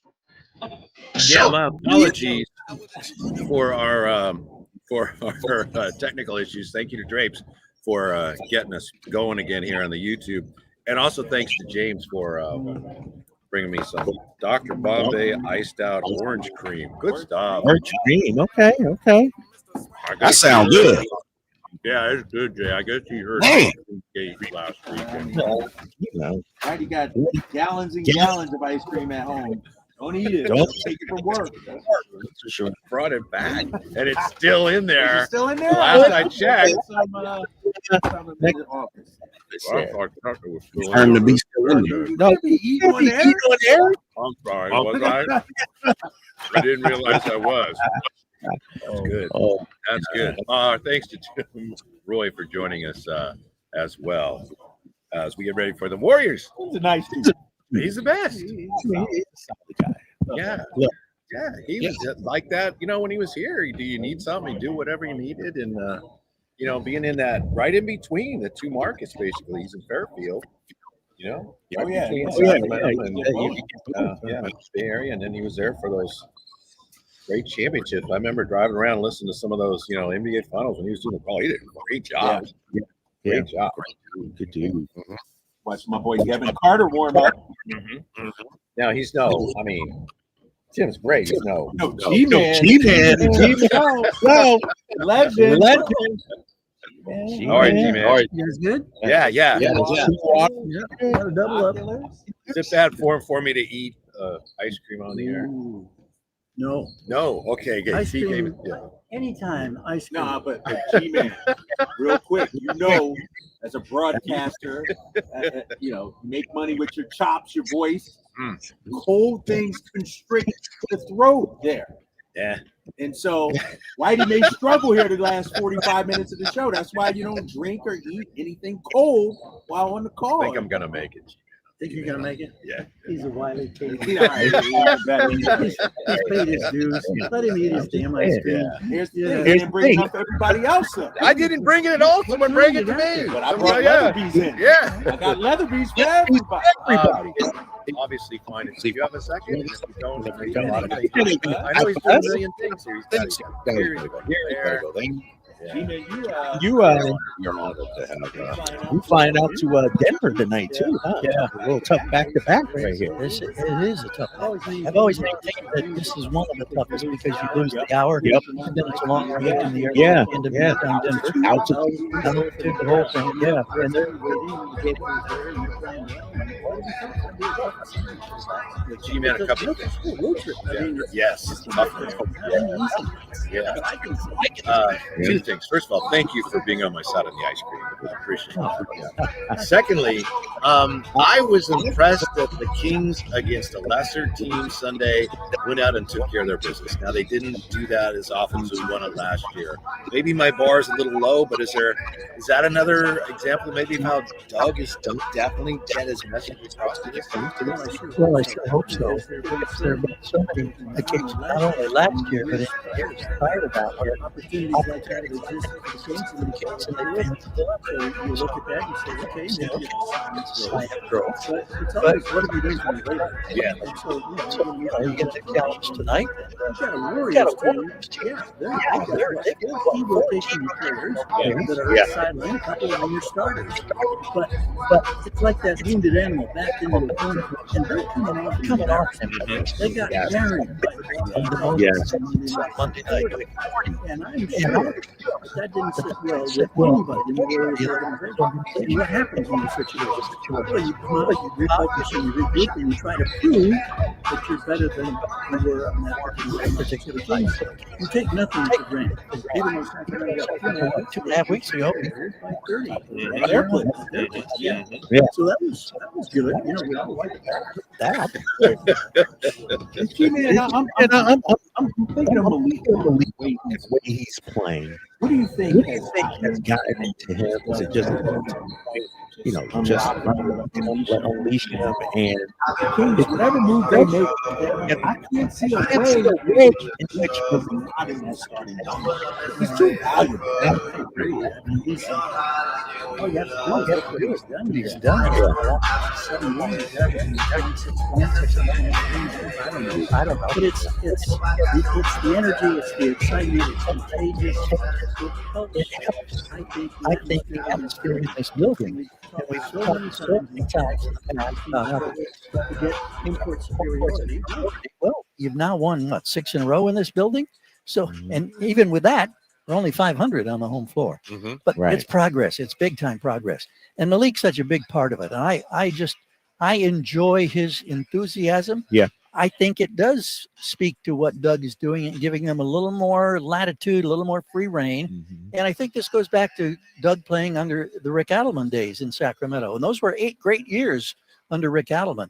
And his deal, he was always a player's coach. Right. And it was like, okay, you're smart enough to figure out how you should read and react to these different situations. And I think Malik is enjoying that kind of freedom. There are less called plays. Things have been simplified a bit. And I think it's right in his wheelhouse. Yeah. Brilliant. We'll let you get back to your prep. Thank you. All right, G-Man, good luck on the call tonight, man. That guy works, Oh, he says I know. See, you all choke up now. That ice cream will get you. Yeah. All right, G-Man. Thanks, Great man. G-Man. Yeah. He's working. He doesn't just come here and, what's going on? Doing prep. I know. That's what professionals do, Whitey. Should take a page out of our book. Like, you've already done all your prep. Yeah, I did my prep. Everything from Malik's shoes to yep, got that. To Guy Santos. Yeah, our boy Guy Santos. Watch out for Guy tonight. He's a nice player. And who else? Pat Nelson. They got also Patrick Nelson. I think this is one of those games, as the G-Man said, the Warriors coming off that bad defeat. Yeah. Want to go out and take it to them early. Yes, I agree. Yeah. I just don't think they have the personnel, and you don't want to give Guy Santos or any of these guys any belief that, you know what, they can win this game. And you remember that last time they played, I mean, they can't guard Domas. Yeah. Trace Jackson Davis had 8 committed like 3 fouls in about 18 minutes, and Domas was 10 for 13. Yeah, I think he was scoreless too. Yeah, Trace Jackson. Like he was. Yeah. Domas should have a field. They might go loony a lot tonight. Shades of a couple of years ago. He came in, honey. Of course, he had a really good series against the King. Exactly. Exactly. Yeah. And then push the pace, spread them out, and make Curry work. Oh, this is your wish list? Yeah. Dude, you got to give Jade a heads up so we can play the music. Get it in. We're just, we got so much going on. Yeah, we got a lot going on. Be tricky. You got to let me know. So that's my wish list. That's my 3 is, jump on them early. They're in a fragile mental state. Yep. 2 is dominate with Domas because Trace Jackson Davis can't guard him. And then 3 is push the pace, spread them out, and make Steph Curry work. Yeah, I agree. I like to make Steph Curry work. Healthy dose of Keon. We'll see some Keegan, too. De'Aaron, throw multiple bodies at Steph. To me, if Steph doesn't have a superhuman game, I don't see how the Warriors can score enough points. If Steph gets over the 30-point mark, then it worries me a little. Yeah. By the way, that's another example here. The Warriors are a good example of how some of these stats can be misleading. Tim Roy mentioned it, and I know Basketball Reference has them 10th. Sometimes your NBA.com numbers vary. Where's the 10th in defensive rating? That's good, but they're not a very good team. 10th is, top 10 defensive rating is impressive. And I'm not understanding, how they're doing it. I will say real quick as we get to break. Yeah. The Warriors team tonight, I'm going to say throw out the numbers. Okay. Because no Draymond, no Kuminga, this is a different Warriors team than we've seen outside of the last 8 games. Kuminga's missed 8 games. Yeah, we'll hear from Doug Christie pregame when we come back. Also, Anthony Slater joins us from the Golden One Center on Sacktown Sports. The good news, you finally lost the excess weight and found the body you knew was hiding underneath it all along. The better news, InShape Fitness is here to help you maintain your new look and, dare we say it, enjoy the process. InShape has everything you need to build muscle and help keep the weight off. From fitness classes and personal trainers to swimming pools and saunas. Plus, plenty of full-length mirrors to admire your new self along the way. We are InShape. You are ready. Join online today at InShape.com. Celebrate the new year in style with a new Honda from Stockton Honda. Whether you're shopping new or pre-owned, Stockton Honda has the selection and savings. With over 500 new Hondas in stock and ready to go, now is the time to save on your favorite Honda in person or online. CRV, HRV, Pilot, Accord, Civic, and Ridgeline. It's a new year with endless possibilities. Get the deals that make it easy to say yes at Stockton Honda. Anytime, anywhere, it's all here. StocktonHonda.com. Okay, I have to tell you, I was just looking on eBay where I go for all kinds of things I love, and there it was. That hologram trading card. One of the rarest, the last one I needed for my set. Shiny like the designer handbag of my dreams. One of a kind. eBay had it, and now everyone's asking, ooh, where'd you get your windshield wipers? eBay has all the parts that fit my car. No more annoying, just beautiful. Whatever you love, find it on eBay. eBay, things people love. Shop can't miss deals going on now during Pro Savings Days at Lowe's. For a limited time, get a free adjustable stand when you buy a DeWalt 12-inch miter saw. That's a $229 value. Plus, save $680 on a Midea 4-piece kitchen appliance suite. Now just $17.96. Lowe's knows savings. Lowe's knows pros. Valid 113 through 124. Cannot be combined with additional discounts. While supplies last. See store or Lowe's.com for more details and qualifying items. Hey everyone, it's Ted from Consumer Cellular, the guy in the orange sweater, and this is your wake-up call. If you're paying too much for wireless service, you don't have to keep having that nightmare. Consumer Cellular has the same fast, reliable coverage as the leading carriers for less. And for a limited time, new customers receive their second month free when they sign up and use promo code SECONDFREE by January 26th. So why keep spending more than you have to? Seriously, wake up and call 1-888-FREEDOM or visit consumercellular.com. Taxes, fees, and other third-party charges will apply. See website for additional details. Whether you're tinkering in your garage or tackling big projects, if you know the value of working with your hands, you know Harbor Freight. And you can be confident knowing that at Harbor Freight, you can get quality tools at prices that work just as hard as you do. Because the only thing more satisfying than a job well done is a job well done, well under budget. Whatever you do, do it for less at Harbor Freight. You know, in baseball, there are 7 ways for a batter to reach first base. Can you name them? Can Jay name them, I wonder? While you try to remember what those are, let me share with you 7 reasons to get a new garage door. More protection and security is 1. 2, increased home value. 3, better appearance. 4, superior insulation. 5, safety and reliability. 6 is reduced maintenance. And 7th is increased utility. That's your Kevin 7, brought to you by National Garage Door, 916-638-4554. We got a new garage door from National Garage Door, and it's great. Now, the 7 ways to get to first base: 1 is a hit, 2 is a walk, 3 is an error, 4 hit by pitch, 5 fielder's choice. Those are the 5 easy ones. Then you got 6, catcher's interference, and 7th, catcher misses the 3rd strike. Did you get them? Whether you did or not, if you need a new garage door or a tune-up or repair of your existing garage door, you need National Garage Door. They've got you covered. 638-4554, National Garage Door. Hey, it's Capital Casino, Sacramento's #1 poker room, and the regular season is over, but the high hand bonuses, those are not. $500 per primetime football game, whether it's weekend, Monday night, whatever it may be. And those bonuses available until the season ends, including the big game on February 9th. Capital Casino, 411 North 16th Street in downtown Sacramento. For more information, log on to capital-casino.com. Please gamble responsibly. 1-800-GAMBLER. Make a smarter resolution this year. Grab the keys to a new Toyota hybrid and turn everyday drives into exciting adventures.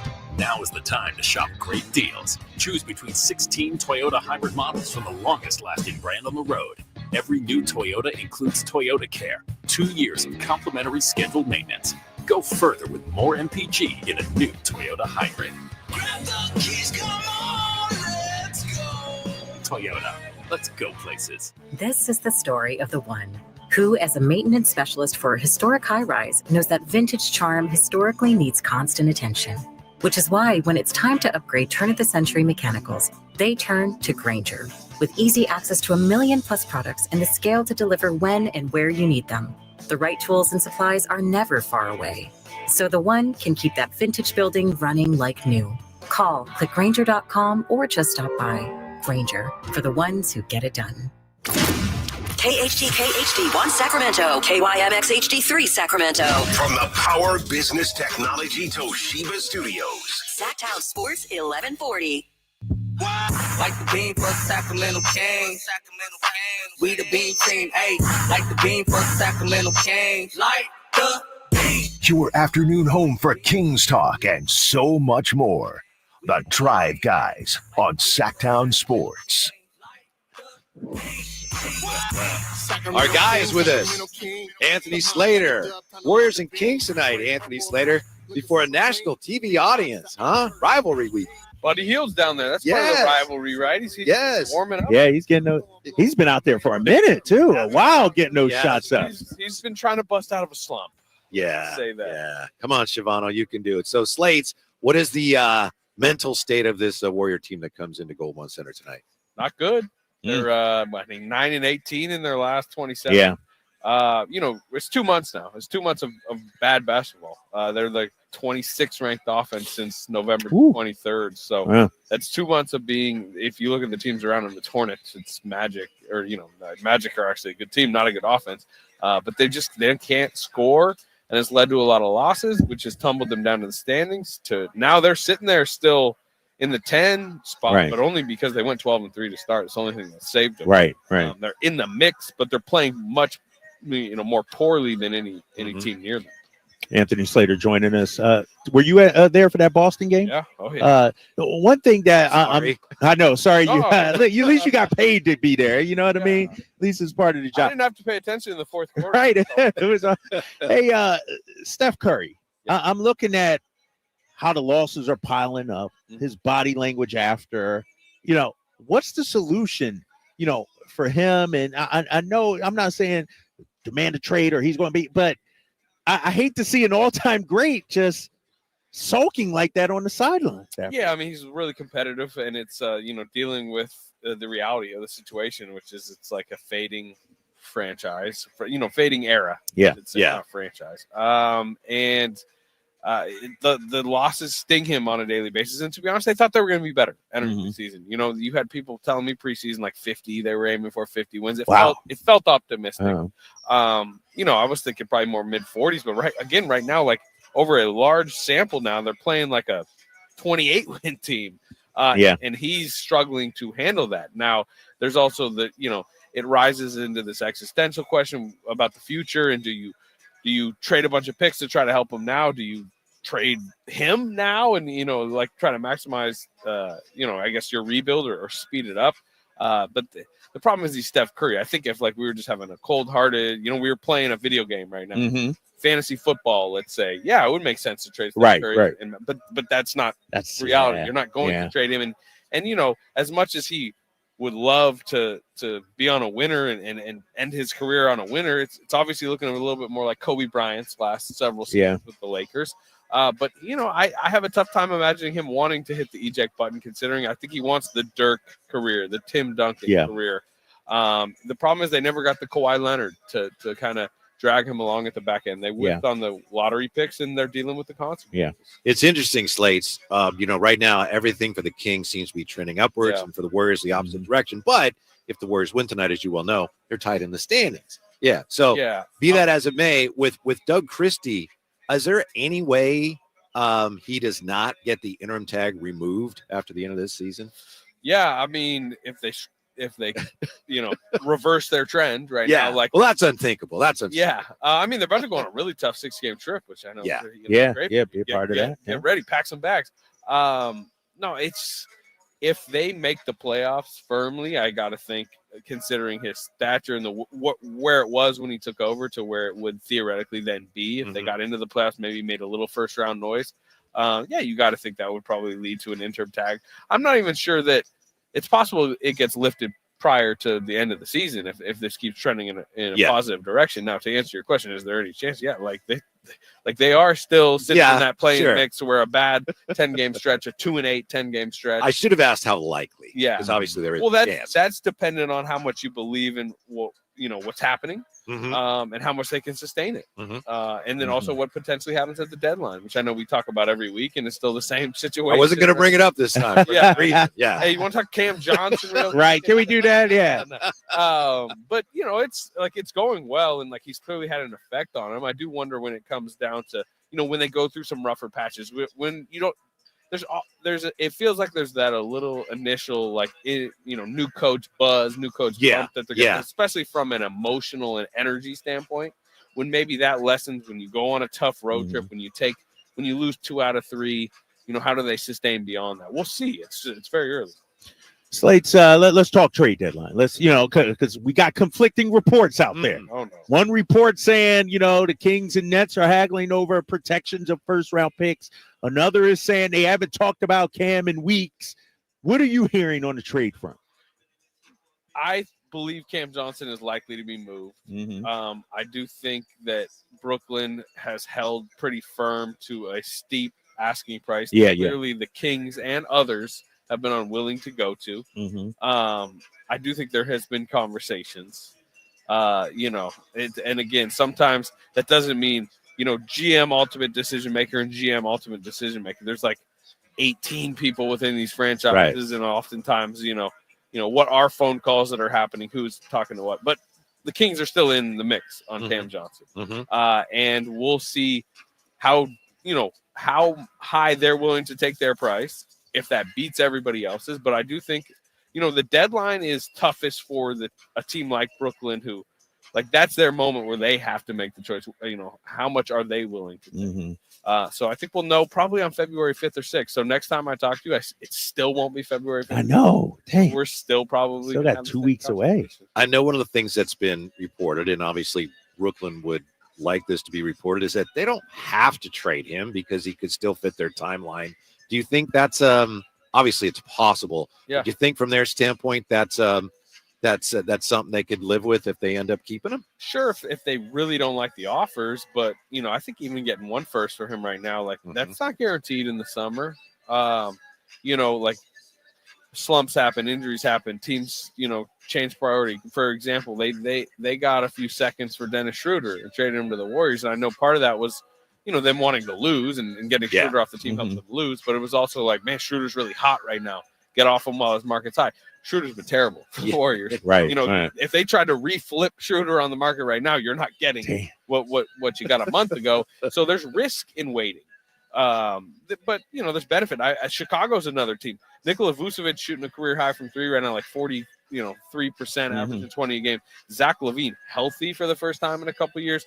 Have you seen his? He's killing it out there. Yeah. So if you're Chicago, sure, you can maybe go, hey, look, we'll just keep him. He's he's been awesome.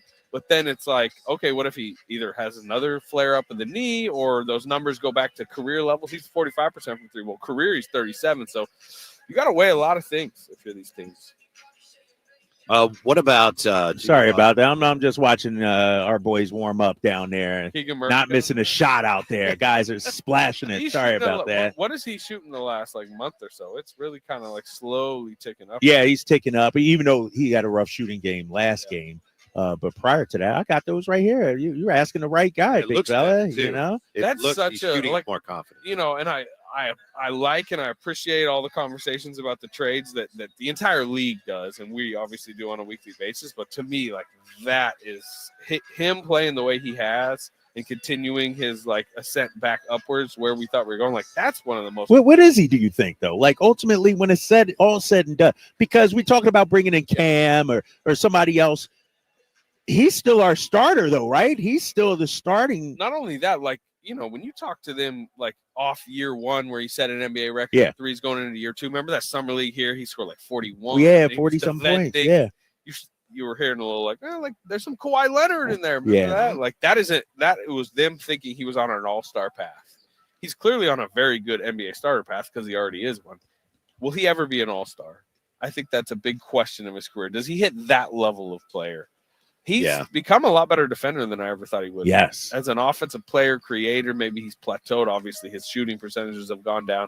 That's a big question, I think, for them long term. Because I think if they're really going to compete, and I'm talking like, you know, you get to a conference finals, I think they would need like that level of jump from somebody. And I think he's the candidate. Yeah, I give him credit. I think they've felt that way too, and that's why they, you know, in all the trade conversations the last 2 years, like, nope, we're not trading Keegan. They know that without Keegan being the best he can be, whether he's here or not, they're not going to be the team that they can be. The concern, though, is if they're wrong about that. You Well, know, yeah, if this right, is what he is. You know, then it's like maybe, which is a good player, you know, a good solid starter. Yeah. But to your point, they need him to probably take a lead. What do you think, in theory, Jimmy Butler could bring to the Suns if that all comes to fruition? He's better than Bradley Beal.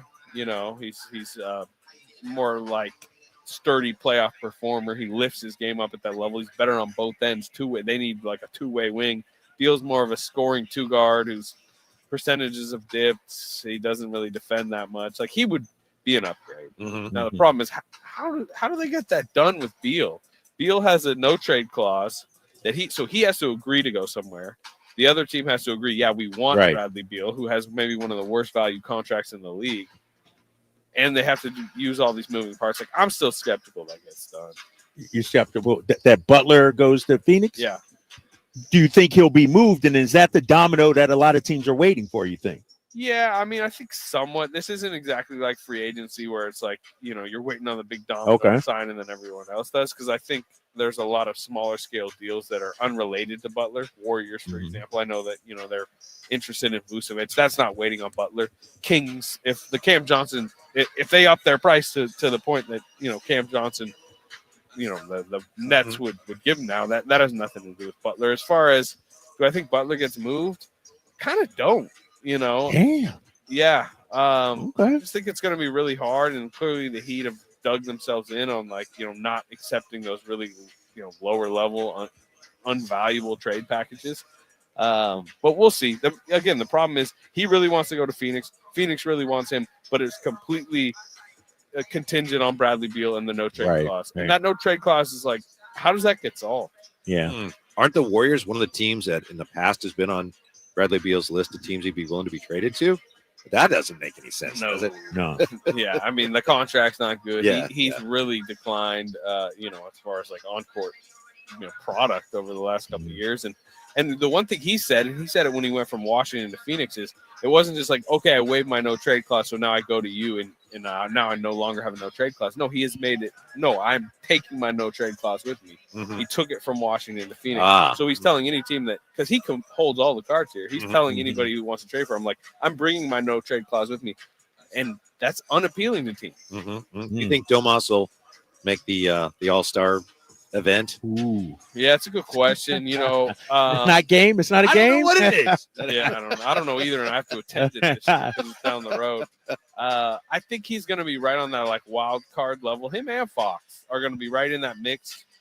I was just listening to something that was really going through the back end of the West and the East All-Stars. And again, I mean, Sabonis isn't going to want to hear this, but it's a lot easier in the East on that, 10, 11, 12 spot where I think he'd be an easy in, maybe Fox too, if they were in that conference. But, he's going to be going up against, names like Jaren Jackson, Devin Booker, Jalen Williams of the Thunder. Like, but the one thing that's helped both of them is just they're winning. I think it would have been a really tough case if they were the 12-13 seed and they were 7 games under 500. But now that they're over 500 and on the rise, I think as coaches, because it's a coach decision, right? As coaches take a look at this over the next few days, Sabonis' numbers are insane. They always are. Right.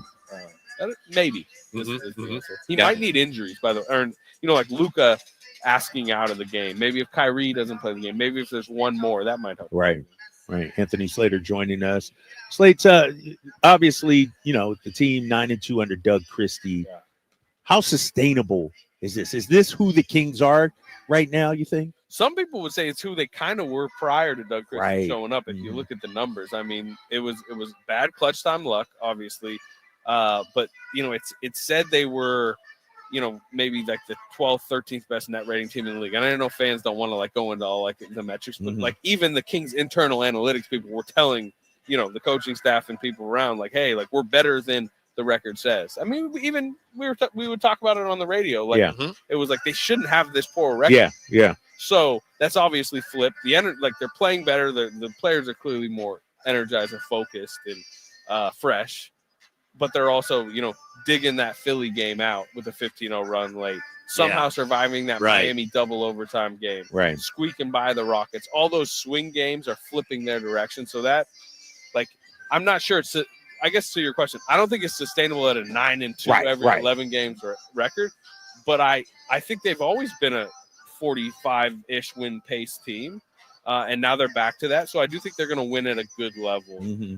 Moving forward, although I do want to see this road trip. I mean, at Denver tomorrow on a back-to-back, then flying to New York. Then the Knicks, and then you end Thunder Wolves. Yeah, that's tough. So, Slates, are you saying, in your opinion, even if they don't make a move, that this is still a team that could win around 45-ish? Yeah, I think so. I mean, look, they're basically have played themselves back to about that pace. Right. It's funny. So, I was at their shoot-around this morning. DeRozan was talking prior, and you could tell he's 6 seed, gotta be 6 seed. Right. And it's he's really adamant about it, where I think because of how poorly they started record-wise, everyone's hey, just get back in the play-in mix. You can tell internally, and from DeRozan, because he's lived the Chicago life of play-in every year, he's please get me away from the play-in. And to me, now that we've seen who they can be, maybe they add, that has to be the target. That to me might be the separation between a positive, a good season and a bad season, is the 6 seed and the 7 seed. Go get that 6. It's there because look what's going on around them. Right. Dallas, they lose lightly for a couple months today. Luka's already out. They're tumbling. Minnesota, I've seen them lose to this not great Warriors team 3 times lately. Yeah. Phoenix, the Warriors themselves. Did you almost just call the Warriors terrible? Almost. I mean, they've been. They've over 2 months they have. Yeah. We'll see tonight, though. Yeah, I know. I'm just kidding. The great Anthony Slater with us as we get ready for the Kings and the Warriors. So as far as Doug Christie's influence, I know, what do you think it is mostly? Is it just the bump, or is there more to it than that you think is going to be sustainable? Yeah, I mean, look, the players have talked about feeling fresher because they're practicing less. And, the simplified schemes. And clearly, they have felt more energized, and you've seen that on the court. So if anytime, I mean, y'all know, half of the battle is just having the players playing with a ferocity on a nightly basis, and that has been there. And you're going to win a lot of games in this league just playing harder than it's some of that cliche stuff, but they're actually putting it into practice. Now, there's a question about sustainability over the long term, as we've talked about, but it came at a time the players seemed to need it. That's for sure. Hey, Slates, obviously a tough thing that happened to Mike Brown. Yeah. Everybody loved him around here. Do you think he gets another head coaching job? Do you think he has the drive to coach again anytime soon? What's next for him? I know he does have the drive to coach again. I know he is interested long-term in having another head coaching job. I think he'll be in the mix. I think he's highly respected. He's 2-time coach of the year, obviously. He's shown an ability to turn franchises around. And I think as we retell the story of kind of this era of the Kings over the last several years, well, let's say the Kings go on a run this year. Doug Christie obviously will get plenty of credit, but I think Mike turning them back to a respectable professional organization should be noted. And what he did in that, he just like the culture he brought immediately as he potentially pitches himself to the next team, whoever that would be as far as the head coach. It's like, look how quickly he was able to build a respectable product in Sacramento. So we'll see. It's like this league is so much about relationships and who franchises you connect with and what those situations are. But I think he'll be an appealing name over the next couple hiring cycles. When can we look forward to something in the pipeline from you and Sam Amick on the goings on behind closed doors of the Kings? Oh man, we'll see. We'll see. It may drop any morning. It may really okay. It may be 2 months from now. Come on! I gave y'all advance notice last time you did, right? Yeah. I think that was when the Lakers were and Rich Paul showed up. Yeah. So, all right. Thanks, Slates. All right, man. We'll see you downstairs. Yeah. Enjoy the game, big fella. All right, now. Anthony Slater from The Athletic. Make sure you're following him on Twitter and checking out everything that he's got, along with his partner, Sam Amick in The Athletic. Yeah. He does a good job. Good job. Yeah. And now you're starting to see a little buzz. I will say this, Whitey, and I guess the doors haven't opened yet, but I don't feel the typical Warriors buzz just yet. I know what you mean. You know what I mean? I mean, there's people here. It just seems like a regular game right now to feel. Maybe I'm wrong here. But is that Looney down there warming up? Yeah. Usually you got like 4, 5, 6, 7 rows for Steph Curry people. And I understand the doors haven't opened yet, but it seems like another Kings win in January to me. I sense even amongst the fans, you watch the players, they're playing with so much more confidence. Yeah. The fans are a lot more confident. Yeah. In my eye. Yes. They're not dreading a game like this. Obviously, fans are going to fan, and some fans are concerned about, you can't overlook any team. Fans are always going to do that for any team. But to me, the fan base just seems much more confident in where this team is and what they're doing. Right. And when they were losing earlier this season, talking about the Kings, you could tell the fans, they wore it on it was wearing them down big time. And, and you see it now. I'm telling you, everywhere I go, people are like so excited about this team right now and the turnaround. And I go back to, being team one, that momentum really started to go for this Kings team. And I'm hoping that's what we're seeing now. You get that momentum going, the city behind you, home court, then who knows what can happen. Over the last few years, it seems like every time the Kings play the Warriors, they have a chance to push them off an edge. In the playoff series, yes, they might do it. But playing, we got them. We got them. This year already, they've done it. And tonight, the Warriors are as fragile as we've seen them in a long time. Can the Kings take advantage of that opportunity to say, all right. Can you imagine if we get a 30-point win again? Steph Curry has to sit on that bench and hear light the beam chants for 8 minutes in the fourth quarter. I would love that. Did you want me to write it down for you? The crash and dash. Domas with the crash and dash. No need to. I'm not going to use it. So don't waste your time. All right. Thank you, Ryan. Thank you to Jay. Have a good call tonight. Yes, thank you. Thank you. Sports California. Of course, G-Man with a call here on Sacktown Sports. So stick around. Game night is next with the High Flyer and Scott Marsh on Sacktown Sports. When that energy is high. All guests come to you from the Sacramento Kings. Honda, your one-stop Honda shop. Tonight, Kings and Warriors. Game night with Scott Marsh and the High Flyer.